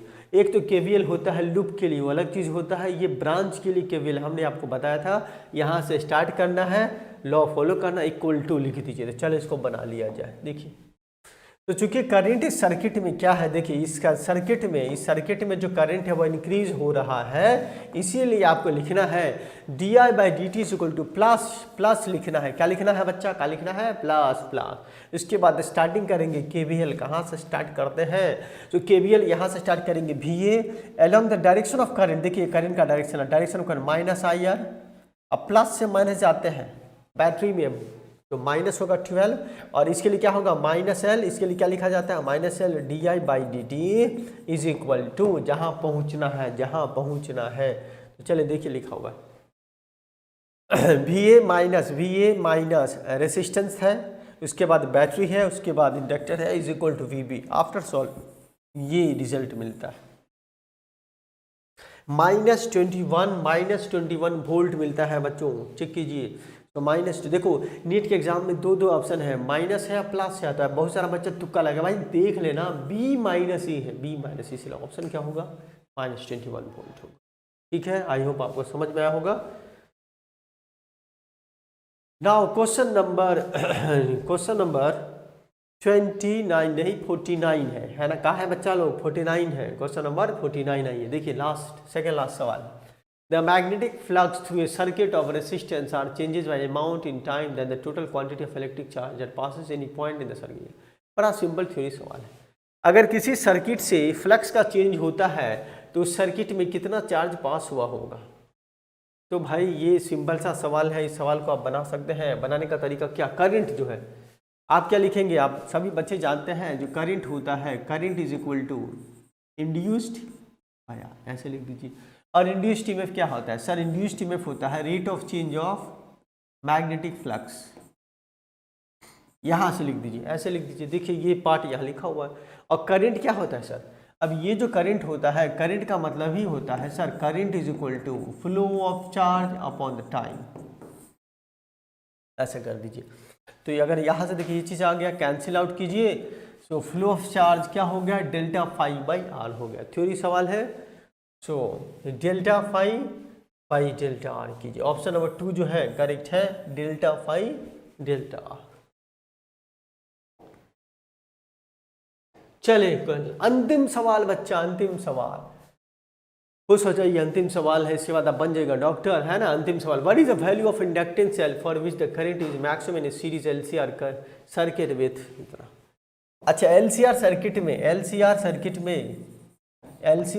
में है ना, एलसीआर सर्किट दिया हुआ है, इस सर्किट की बात करें, ये हो गया एल, ये हो गया सी, एलसीआर सर्किट की बात करें कि इंडक्टेंस का वैल्यू क्या होगा, इंडक्टेंस का वैल्यू क्या होगा ताकि इस सर्किट में करंट सबसे ज़्यादा हो। तब बच्चा एलसीआर सर्किट में करंट सबसे ज़्यादा तब होता है जब सर्किट रिजोनेंस में होता है। रिजोनेंस का मतलब क्या, रिजोनेंस का मतलब होता है voltage across V L, voltage across V L is equal to voltage across V C which is equal to X L is equal to X C. बस ये फॉर्मूला आपको लिखना है। अब एक्सेल क्या होता है, omega L is equal to बच्चा लोग ओमेगा सी, बस ये वैल्यू लिखिए और यहाँ से आपका आंसर मिल जाएगा। इंडक्टेंस का वैल्यू एल हमको निकालना है तो एल आप निकाल सकते हैं, ओमेगा दिया हुआ है ना, एल निकाल लेंगे तो एल क्या होगा, एल यही तो होगा बच्चा ओमेगा स्क्वायर, ऐसा वैल्यू देखने को मिलेगा। तो चलिए इसको बना लिया जाए। देखिए फॉर्मूला यहाँ पे लिखा हुआ है कि मैक्सिमम करंट के लिए, मैक्सिमम करंट के लिए एक्सएल एक्सी के बराबर होगा omega L is equal to 1 by omega C. ना ओमेगा 1000 है, एल लिखिए, ओमेगा 1000 है, ना सी कितना है बच्चा 10 माइक्रोफैराड, 10 माइक्रोफैराड है। सो अगर यहाँ पर सी के जगह लिखेंगे 10 माइक्रोफैराड, 10 इंटू 10 पावर माइनस 6 ऊपर चला जाएगा 10 टू पावर 6। नाउ इसको कैंसिल कर दीजिए, ये खत्म, ये पार्ट मिलके ये पार्ट खत्म। सो एल कितना आएगा 1/10, 0.1 हेनरी आ रहा है, जिसको लिखने का तरीका ऑप्शन में चेंज किया गया, कितना होगा 100 मिली हेनरी देखने को मिला है। ठीक है बच्चों, तो कौन सा ऑप्शन है, option number 4, yes option number 4 is the correct one बच्चों, option number 4 is the correct one. तो ये था बच्चों डिस्कशन था, हम लोगों का डिस्कशन यहाँ पे कंप्लीट होता है। और आप सभी बच्चों को बेस्ट ऑफ लक इस एग्जाम के लिए, best of luck for NEET exam. कौन सा बच्चा 2023 के लिए, 23 के लिए बोल दिया है। अगर होगा तो ठीक है, नहीं तो जल्दी जल्दी एडमिशन करें, एफिनिटी में वापस आइए, विद हैवी डिस्काउंट अवेलेबल है। आइए, so thank you for watching.